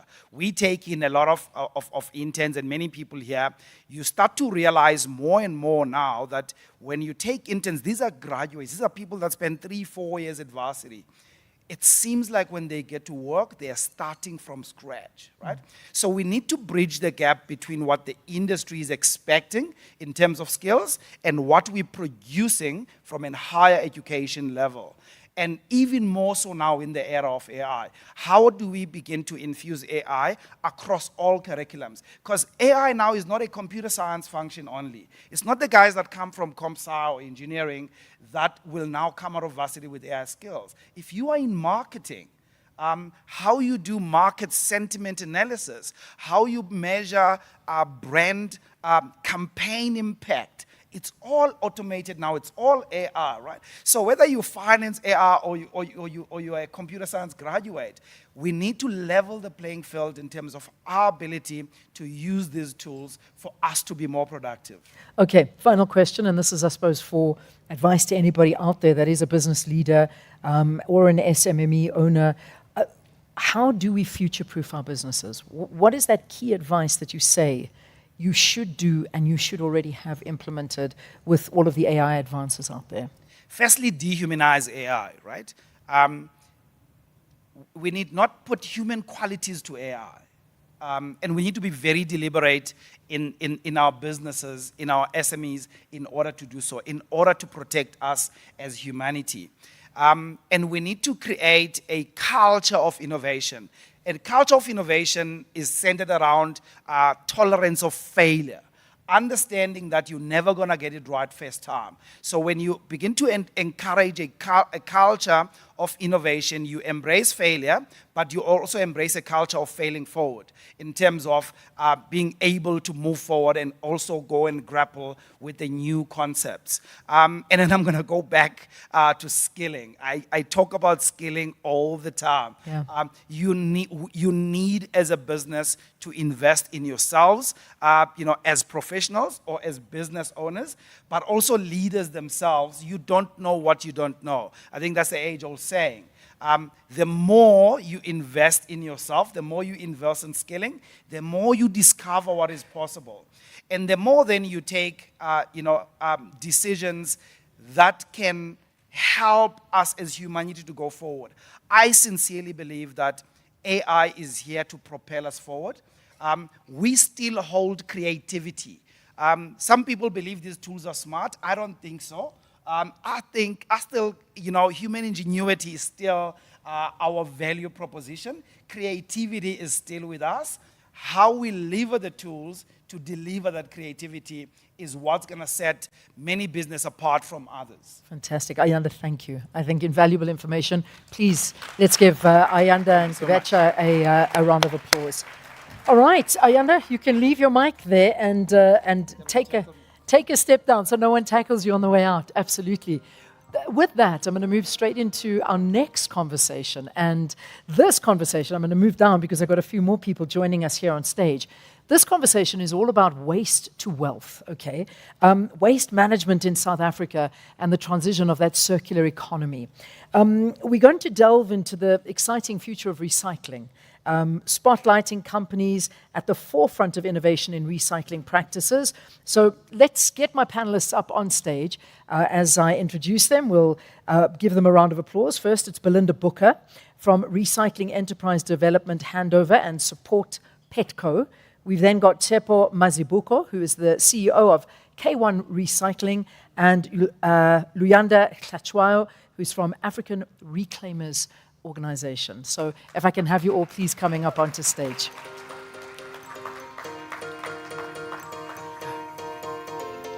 Here we go. Have a seat. Nice to see you. Thanks, Belinda. Have a seat wherever you feel comfortable. Excellent. Hi, how you doing? Good. Excellent. Hello. How you? Fine, thanks, and you? Excellent. All right. So, lovely. I mean, we're jumping conversations very quickly, whether it be AI or recycling. We're moving fast. There's lots to get through on all of this. So, Tsepo, let me begin with you. So, firstly, what does K1 Recycling do? Tsepo, there you are. Thank you. Sorry, we're meeting for the first time. Tsepo, what do you guys do? Hi, good morning to everyone. K1 Recycling is a waste management company that does plastic processing, and we also do waste collection within townships. So I started K1 Recycling as a reclaimer myself back in 2009, and it was formally registered in 2011. Yeah. So yeah, we are proud that we're working with over 1,000 waste pickers, and yeah, but we are now focusing on communities, on education and awareness through our foundation, which is called K1 Foundation. Okay, fantastic. I'm going to dig a bit deeper into that, but I just want you all to introduce yourselves. So, Belinda, from your side, the Petco, what is it that you guys, there should be one next to you or not? No? Okay, sorry. If there are any more microphones you can give us, otherwise we'll share. It's fine. Thank you very much. I'm from Petco, the leading producer responsibility organization, PRO. And we are responsible, we were established by our members, initially in 2004, Coca-Cola and everybody in the beverage PET market, the water bottle that you're drinking. And so we were responsible to ensure that the pack doesn't land up in landfill site, to find solutions for the recycling of it. And we have now recently taken on also your Tetra Pak pack, your long life milk, juice and custard packs. So that's what we do. We ensure that we find end-use markets for them, ensure that we do programs where it's recycled, support recyclers, the whole collection value chain. Fantastic. That's what we do. All right, okay. And then finally, Luyanda. We are the invisible guys. Yeah? The guys that make sure that we supply all the plastics to them. So the guys you see on Jan Smarts with the trolleys, organized for the first time in South Africa. We are an organized system, and we are making things happen. So I know. I love that because we see it everywhere. It's just become a part of our lives to see these guys coming in and picking up all of the recyclables. Not the easiest job in the world, is it? It's very, very difficult what they do. Definitely not nice. Yeah. But what's important is that now we are integrating into the formal waste management systems. Reclaimers are responsible for 80% of everything that you consume, meaning that we're subsidizing everyone, the industry, government, and the environment. Yeah. And how do we integrate that system, proper working informal system, in the formal waste management system is a very interesting tool that we've created. So talk to me about how it actually works. We make sure that we integrate. So you see a reclaimer as a guy being a nuisance on the road, causing traffic, then why don't you provide logistics? Yeah. That's what we are doing. You see them parking materials in the middle of the park, and it doesn't make sense. Why are they leaving all this rubbish there? There's a problem of infrastructure. The city doesn't have enough and proper infrastructure to actually hold and divert all that plastics that is being diverted. And that's why it ends up there. And we're making sure that we provide that infrastructure. Yeah. Instead of complaining about the problem, we're making solutions out of that. And the landfills are closing down very soon. Yeah. What's going to happen with the thousands of people that are going to lose jobs when the landfills close? We're already creating solutions. We've got warehouses that people wake up in the morning instead of 3 o'clock in the morning, wake up like a normal person, go to work, 8 o'clock, have normal working hours, have normal benefits like any other person, unemployment insurance fund. Fantastic. Not just looking at the problem of saying, these guys are a nonsense. What are you doing about it? Yeah, very good. I've sort of found a great interest in what you do, Luyanda. I think it's incredible to know and to see what goes on behind the scenes. Tsepo, let's talk to you. So obviously there's the recycling issue. Landfills is a great concern. All of the issues that we've touched on, that Luyanda touched on so well. But let's take a look at the recycling industry and the guys that you work with. What are the products that you get out of it? I mean, how is it creating employment, products, better livelihoods? I mean, let's perhaps talk about that. Thank you. Check 1, 2. Okay, thank you, Leanne. As Leanda has correctly said, the issues, there's a lot of issues around us, And I realized that when I was a reclaimer myself, and I saw that something needs to be done. But that one thing that had to be done was for me to get more information, to get educated on business, on how it works, because we see reclaimers and there's this hype that they are making money. But here's my witness. There's not a lot of money. That's why we have the likes of the PROs, supporting us, because there's a lot of support. It takes a lot of energy, time, just to collect that waste. So on my side, I then decided to join, because there's a lot that is being done by the likes of Coca-Cola when it comes to ED programs, to understand the business side of this thing, to say, okay, what are we doing? Because I was in the busyness, but not business. Because you become busy. You wake up at 4, at 3 o'clock, 5 o'clock, you are tired. And we've got families to go back to. And, so I wanted to understand, to say what happens. And it was really interesting to know that actually at the top where the recycling happens, because we are collectors. But now the wording as well, it's problematic because everyone says they are recycling. And that causes confusion because you've got collectors, you've got recyclers, and then you've got producers, right? So this is where then I decided to say, let me move up the chain to see actually what is it that can benefit the ground. And then I participated in a lot of ED programs. I became a member of the PROs, which gave a lot of support. Belinda was the first one, and now we are happy to be with Polico. My CEO is here. So they've brought things like technology into a space where we have a mobile buyback center. Like reclaimers don't have to walk all the distance. We can actually go to them and then wave where they are, and we use a cashless system. But it came with challenges, as Ayanda was saying. I think is it Ayanda before us now. Yes, Ayanda. The issue of accepting technology and AI. Because reclaimers, they want their money in hand. But the good side of it is that with that unit, there were jobs that were created for youth through the YES initiative of the president, which now the sponsors are taking care of. So those were proper jobs, because when you're a reclaimer, the dignity, actually, it's taken away. We see a person going to the dustbins, we've got mothers, we've got children that are going there, and we celebrate them, but at what cost? Yep. Because during the day, they have to go to the clinic, they have to go get some, and it comes from the taxpayers' money. So with all these initiatives and all this support, we're now seeing a transformation where people are getting proper jobs instead of just being reclaimers. And not only that, but with education and awareness, because I'm also a part of the United Nations Environmental Program, where we travel all over Africa to actually share the experiences. And I'm glad that we discovered that there's a lot that can be done, but there's a lot of education and awareness that needs to be done. The PROs are doing their part. Yeah. Big ups to them. They are doing their part. The schools, we are part of them, but they have not even scratched the surface. Certainly, and one has to ask, there's got to be a better method, because it is so hard on these guys, it really is. And, why are we so dependent on them to do what they do when we can actually streamline the whole system?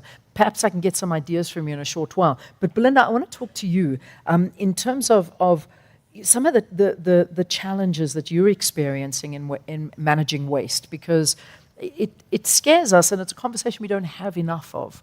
Waste management in the world is a big problem, never mind in an area like what we're saying, South Africa, where we are running out of landfill spaces, and they'll be closed soon. So PITCO work with supporting the waste pickers and the SMMEs, but they have a lot of challenges because they have no premises, sorting and storing spaces where they can actually store their material. As Luyanda so mentioned, then that it means they land up next to rivers or in the parks. Yeah. So for us, it's very important that the government actually assist here, the municipality where they are. We also find that they lack, a lot of the SMMEs, they lack business skills. Like Tepu said, they don't know how to keep records. So in other words, they can't grow their business. They don't have basic business skills, bookkeeping, marketing your little business. Also, lack of protective safety gear, protective clothing, social issues where the mothers are going to work and they have nowhere to put their children. There's no creches, there's nothing, so she might land up with a child on a landfill site, and also no health services for them. The facilities that are lacking, they don't have ablution blocks. They've got no basic services available to them, which is really tragic. And then comes in equipment, lack of equipment. They don't have equipment in their premises. So if industry comes in and we support them, but there's so many of them out there that you cannot support everyone. Yeah. So they lack the basic equipment. Energy is a huge, huge problem. They either do not have electricity at their premises, or it's load shedding, and then they have equipment but they can't process. So the waste just piles up and they actually can't sell it. The biggest problem that we also find with them is that logistics. Yeah. Logistics is very, very expensive. Transporting the material to the recyclers, to the people that actually buy and purchase it. Yeah, I can see the list of issues that are confronted in this industry. But what would you say to government, Luyanda? What can they do to make this industry work better and supply and help the people that do these? Because what they're doing is incredible work, but under the hardest constraints. I think we need to start looking at the policies and bylaws, Yeah. which don't speak to the amount of volumes that are being produced. If we are diverting close to 30,000 tons in one location, if Sandton produces 30,000 tons a week, and you don't have infrastructure support to divert that, it will definitely end up in the wrong spaces. Yeah. We need to be able to provide proper infrastructure. We need to be able to create inclusive programs of communication, because the Minister of Environmental Affairs says, you guys are doing a great job, but SAPS is coming and burning all the plastics. We are not communicating. We need a lot of education throughout society. Residents need to learn the value chain of plastics. From here, where does it go? Then we can start making proper decisions, because right now, it's just being taken and thrown to the landfill. And the invisible guy that comes in, you don't know what they're doing. Yeah. I repeat, we're collecting 80% of what normally needs to be going to landfill. The 20% is the one that's not recyclable. So the invisible guy on the ground is not recognized, is undermined, subsidizing all of us, and we're not putting him on policies for him to continue doing his work. We need to start with policies. We need to educate society. Those are the two major things that need to be done for us to be able to start talking about sustainability. Yeah. How many people do you estimate are working in this sector? Ooh. I know it's a big question. It's just something in my head. How many? Well, according to, I think, you guys, Aero, it's about 70,000, right? Yeah. Well, there was figures a number of years ago about 90,000, but we believe it could even be more. Probably. Yeah. It's hard to regulate and find out. Yeah. But it is a sector that certainly, I mean, when we talk about people that are looking for jobs, looking for things to do, I mean, this is a massive gap.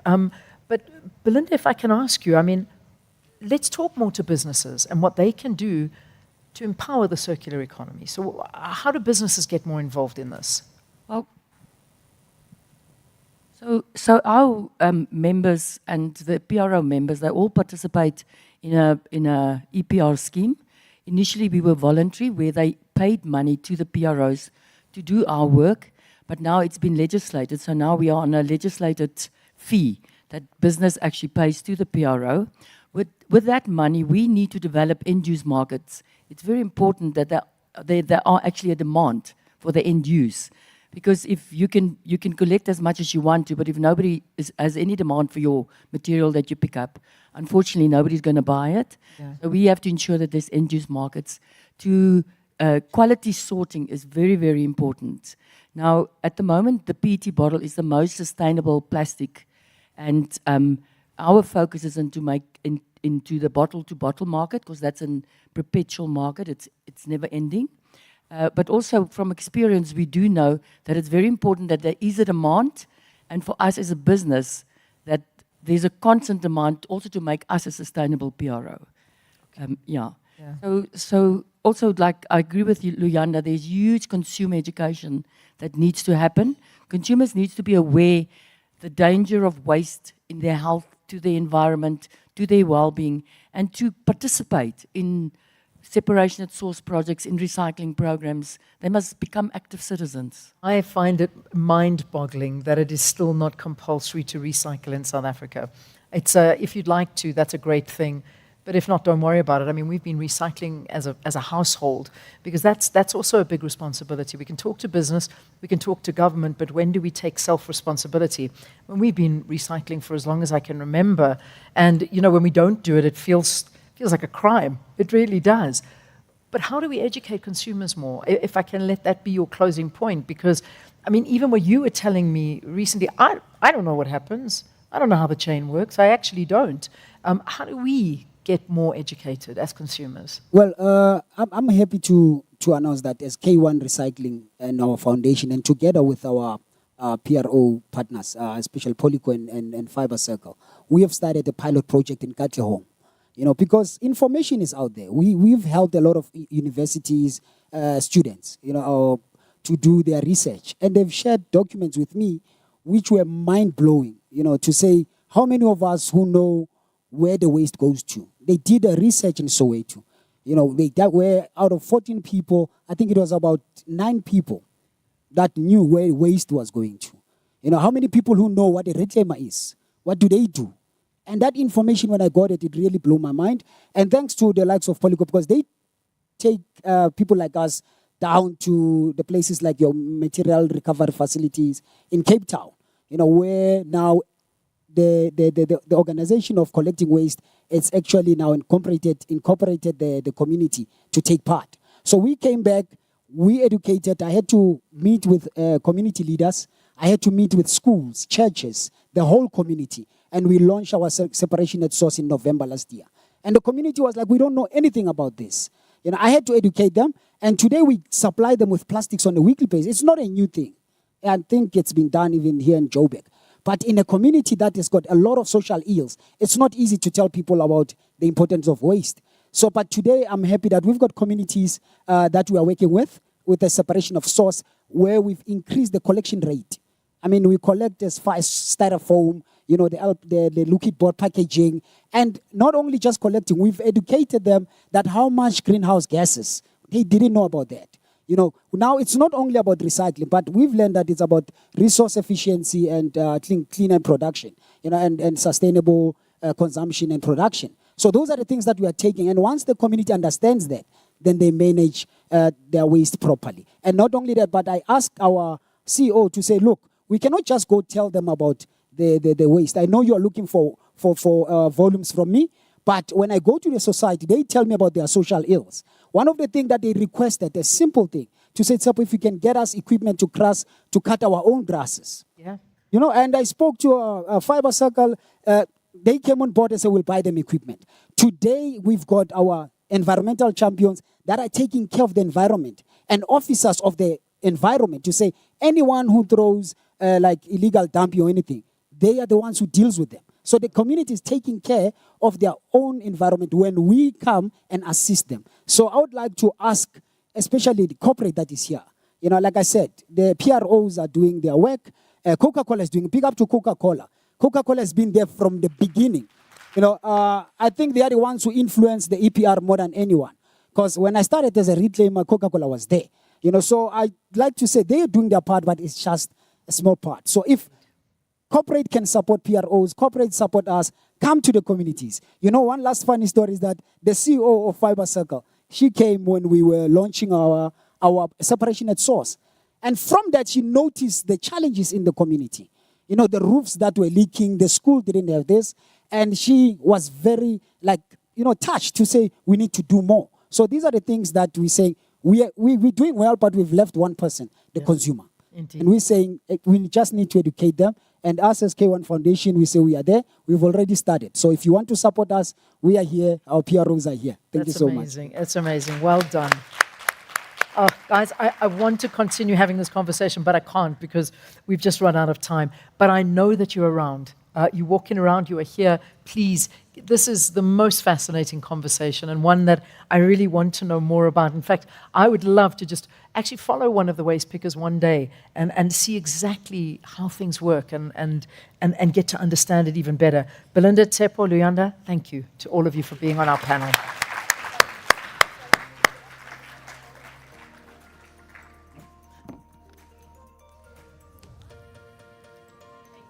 All right. Thank you. As our panelists leave the stage, please go and speak to them. I think there is so much. Thank you so much, Belinda.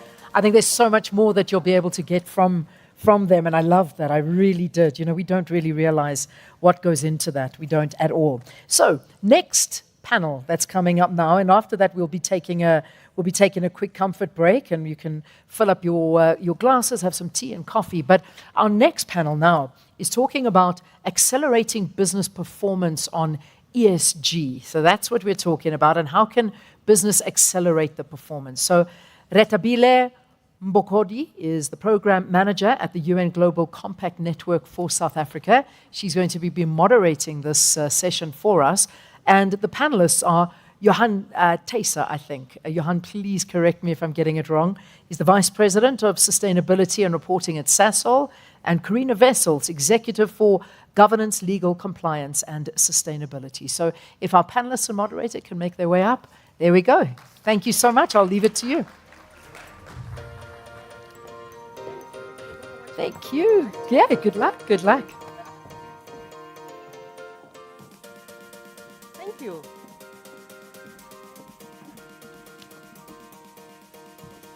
Thank you. Can you hear me? Good morning, ladies and gentlemen. My name is Retabile Mbokodi. I have a huge pleasure of working for an organization called the United Nations Global Compact. As you may know, the United Nations Global Compact is the biggest or largest corporate sustainability initiative in the world, and we are here in South Africa just guiding business. And I head up the programs team there. It's a great honor being in this organization. And just to get started, I just wanted to tell you a little story. As I'm walking up, I'm thinking, walk slowly, don't fall. You know why? Because I had a pleasure of attending a session last week called Women in Impact that was held at the NASPA's offices by the global head of sustainability, Pragnya, and Puti, the CEO there. The lady who was the keynote says she, just about, when she was in The Hague, about to make a keynote speak, as she's walking up, she hooks her dress hooks on the chair and she falls, ladies and gentlemen. This is in The Hague. And I said to her afterwards, I said, you know what, from now on, I'm going to be so extra careful as I walk to stage. And when I get on stage, I'm not going to be nervous anymore. Because if she can do it, I can. So today I'm sitting here, I'm thinking, wow. Okay, where are we here? We are talking everything ESG and really under the umbrella of sustainability to talk about how we can accelerate ESG performance in corporate South Africa. How can we do that? Through collaboration, so much on. And we're going to talk, I have the esteemed guests here, we're going to elaborate further on this topic. And just to tell you a little bit about ESG, some of you may not know. It was founded by our founder. I know it sounds silly. Our founder is the Global Compact, is Kofi Annan, who's the ex-secretary of the United Nations. He said in 2004, after he founded us in 2000, he said, you know what, business needs to do more.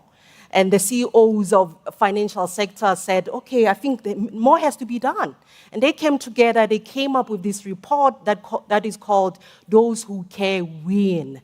In this report, they elaborated on how ESG could be integrated into strategy, into financial thinking, and extending to companies worldwide. So that's how we started, ladies and gentlemen. I just thought I should lay that foundation. But today, our speakers are going to be talking to us about everything ESG and sustainability as a whole. We're going to talk about how they started their careers, how they evolved. As you know, ESG has evolved over time. Just to say, how did they evolve? What could be done? What is that thing that can be done to accelerate pace? And we're hoping after these discussions, you walk away saying, aha, this is what I can do as Company X, depending where you are in your sustainability journey. With that said, welcome to you, Karina. Karina is an executive for governance, legal, compliance, sustainability at Alex Forbes. Welcome. Thank you so much, Retabile. Thank you. And on the left, I have Johan Tays. Johan is a Vice President, Sustainability and Reporting at Sasol. That's right, and it's great to be here. Thank you. Thank you so much. Let me start with you, Johan. How did you get to be a sustainability and ESG expert? Did you just start knowing that this is what I'm going to be doing? How did your journey start? I'm sure there are people sitting in the room thinking, how did he make it? Johan, can you share with us, please? I'm not quite sure I made it yet. So Okay. I think starting at the most basic, I don't look at myself as an expert. I think sustainability is such a broad topic that it's very difficult to know everything about sustainability. And I would like to think that I know quite a few things about it, but I also have a team that are experts at what they do and that inform me at the route we should be taking. Of course, I interrogate some of those things, but an expert, I wouldn't go that far, but I'm glad you think so anyway. A little bit about my journey. I'm an attorney by qualification, and I had the privilege of working for Sasol in both developed and developing economies. And in doing so, I was able to see that different sustainability aspects impact some in different ways, countries in different ways. And I think the minister also alluded to that today. I think importantly, when I got back to South Africa, I became the lead of, I took over policy for the Sasol Group. And I also became a member of a team that looked after climate policy. I eventually then led that team. And yeah, as I say, 13 years later, Masters in Climate Change, here I am, leading sustainability for Sasol, for the Sasol Group. But I think more importantly, when it comes to sustainability, like any other job, you have to have passion. You must love what you do. And if you don't love what you do, you're not going to do it to the best of your ability. So I'm like one of those people, and they take my job home, and I promise you, it irritates my family like you don't believe, because I'm the one saying, why is the lights on? Did you close the taps? And I'm the one checking, whether there's mulching happening in the garden. It's small things like that that contribute to the sustainability of this planet and to our sustainability as well. So that's my journey, and I hope there's others that can in some way be informed by that. So. Thank you so much, Johan. You can see the passion, you can hear the passion in his voice. Let's come to you, Karina. You're a lady who wears a lot of hats at Alex Forbes. You are compliance, you are governance, you are sustainability. What else did I forget? How did you get here, Karina? Thanks, Retabile. And I think very similar to Johan, starting with the disclaimer, as a lawyer as well, that in a room like this, full of lots of sustainability experts, being called an expert is a dangerous thing. But in terms of my journey, I think it is quite descriptive of the journey of corporate South Africa in terms of understanding ESG and the growth and the maturity in ESG more broadly. Started off in governance, specifically about 17 odd years ago. It makes me feel very, very old. And as we know that initially the focus was very much on governance and maturing governance. And later on, I still actually remember the first pictorial representation of the triple bottom line and how companies needed to start thinking about that. And that really was part of my evolution, understanding as corporate South Africa understood and as the world understood ESG better, to get more exposed in the rest of the areas. And I think specifically recognizing that these are not distinct components, but the E, the S, and the G are so integrated. And ultimately, in any of those areas, you need to be, as Johan said, well versed. Yeah. And as he also said, fully agree with the fact that it is about being passionate about making a difference, not dissimilar to hopefully most jobs, but very specifically in an environment that's so fast paced and that changes so rapidly, and where you need to keep abreast of things, constantly. Yeah. Thank you so much for sharing with us. Let's move on. I see we have only 7 minutes left. Let's start with you again, Johan. Second question. what are these emerging ESG priorities and what could help accelerate impact and performance on ESG in your industry? You are from Sasol, she's from finance. So what's emerging in the industry that's shaping how things are happening currently? I think maybe just from a general perspective is the appreciation that ESG is an acronym. It stands for environment, social and governance. It doesn't just stand for environment. Yes, climate change is important. Yes, but water is important. So is biodiversity. But as important is our people, so important is our communities, so important is human rights, equality, gender equality. And I think once we have that appreciation, we are able to then say, hey, you know what, now I know how I can start scaling up. And I think what needs to happen is then to be able to, at the end of the day, put KPIs and milestones in place for those particular aspects of sustainability that you want to scale up. Now, what we do at Sasol is that we use what we, and it's not to Sasol only, it's a methodology called SMART, S-M-A-R-T. So when we look at our goals has got to be specific, it's got to be measurable, it's got to be achievable, it's got to be relevant, and it's got to be time-bound.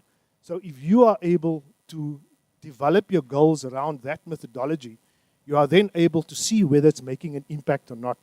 So at Sasol in 2021, we decided on an ESG aspiration to be included, to increase our ESG ratings on a year-on-year basis and to eventually be included in the Dow Jones Sustainability Index. Now, we knew at the time this is going to be quite a task, and we knew it was going to be a task that's long-term. I'm happy to report, though, 2024, up until date, we have improved our ESG ratings year-on-year.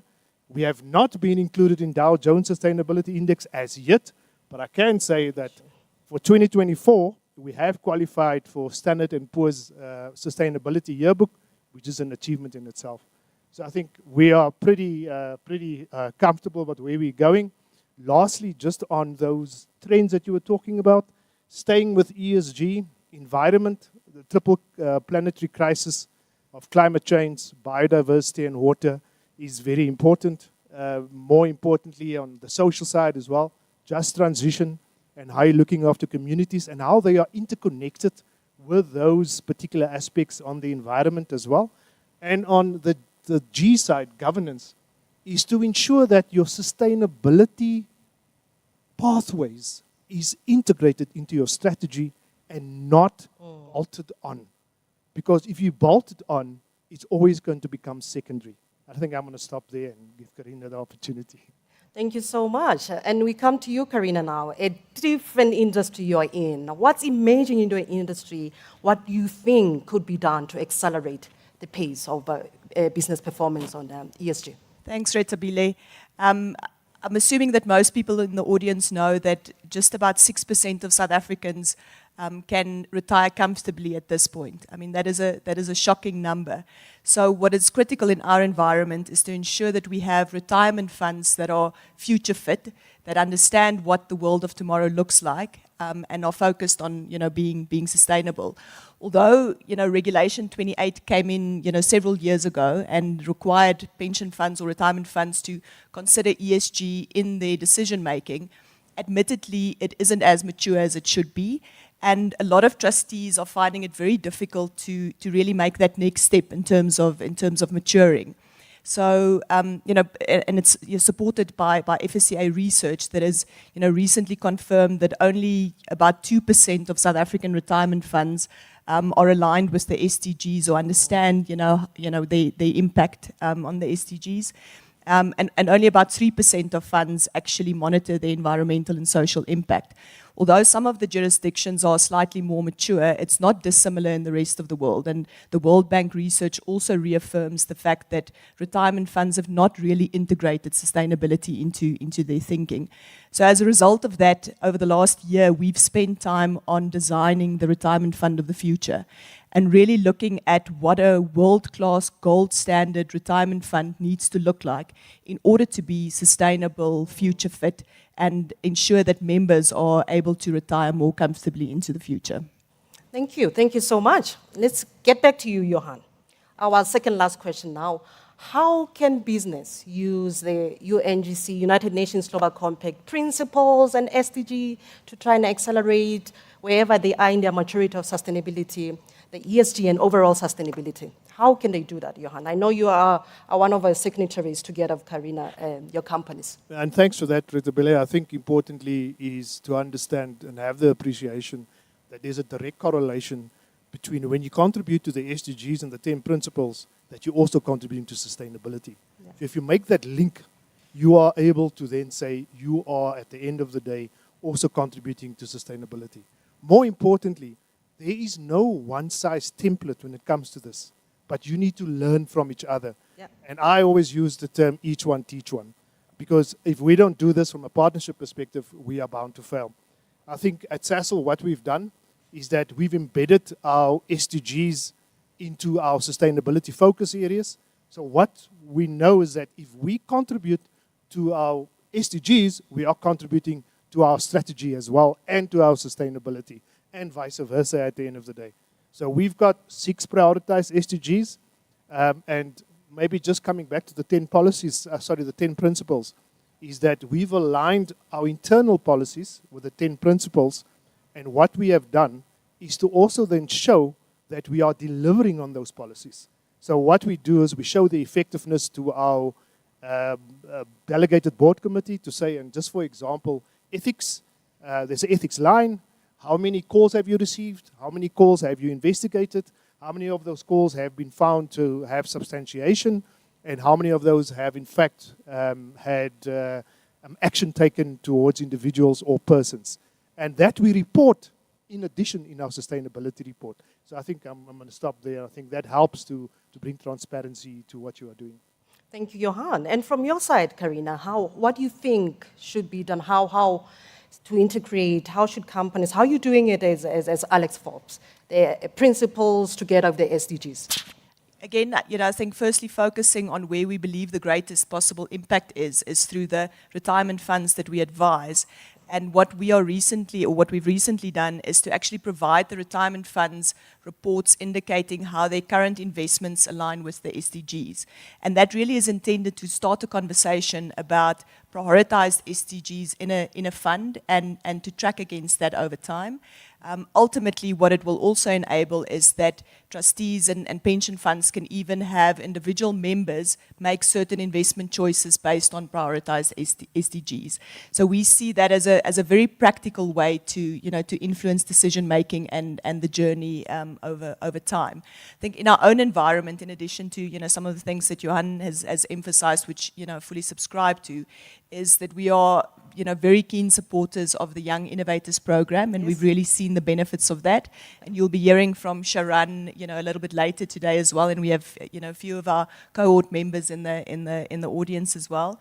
And we really believe that it's critical to build a new generation of leaders that understand sustainability and that can, transform in their diverse business areas, the areas, and really be sustainability champions for the organization.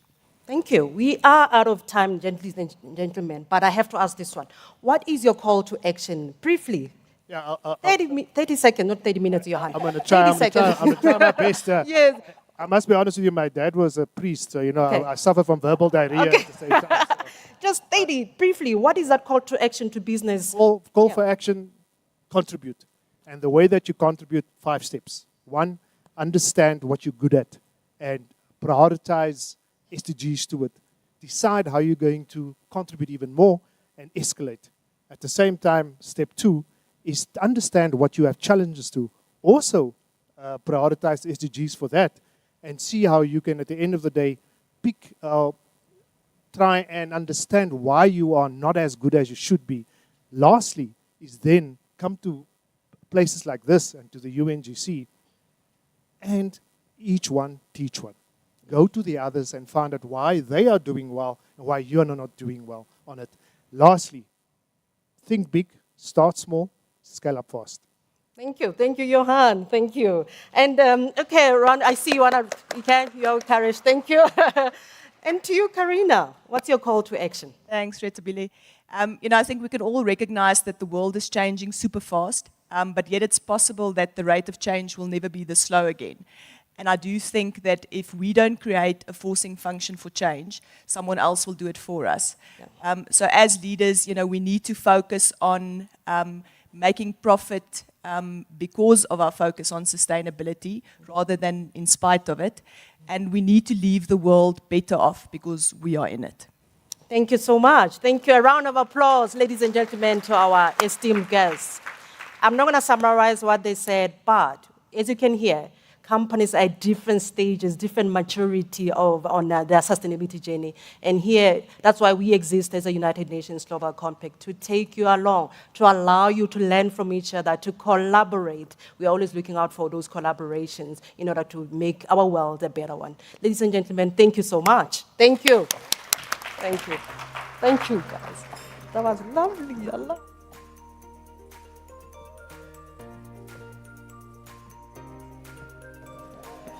Well done. Thank you so much. That was awesome, Ratabila. Thank you. Thank you so much, Johan. Thank you. Thank you, guys. Wonderful panel. Really is. That leads us up to a quick break. I want to just see what timing are we looking at? What do you think? About 10 minutes. Okay. We're catching up on time. As you could see, the minister had a lot to tell us this morning, and I'm grateful for that. But we're just trying to catch up some of the lost time. So if you don't mind, please grab a cup of coffee or tea. We want to start once again in 10 minutes' time. So that'll be at 11:45. We'll start once again. Thank you, everybody. We'll see you shortly.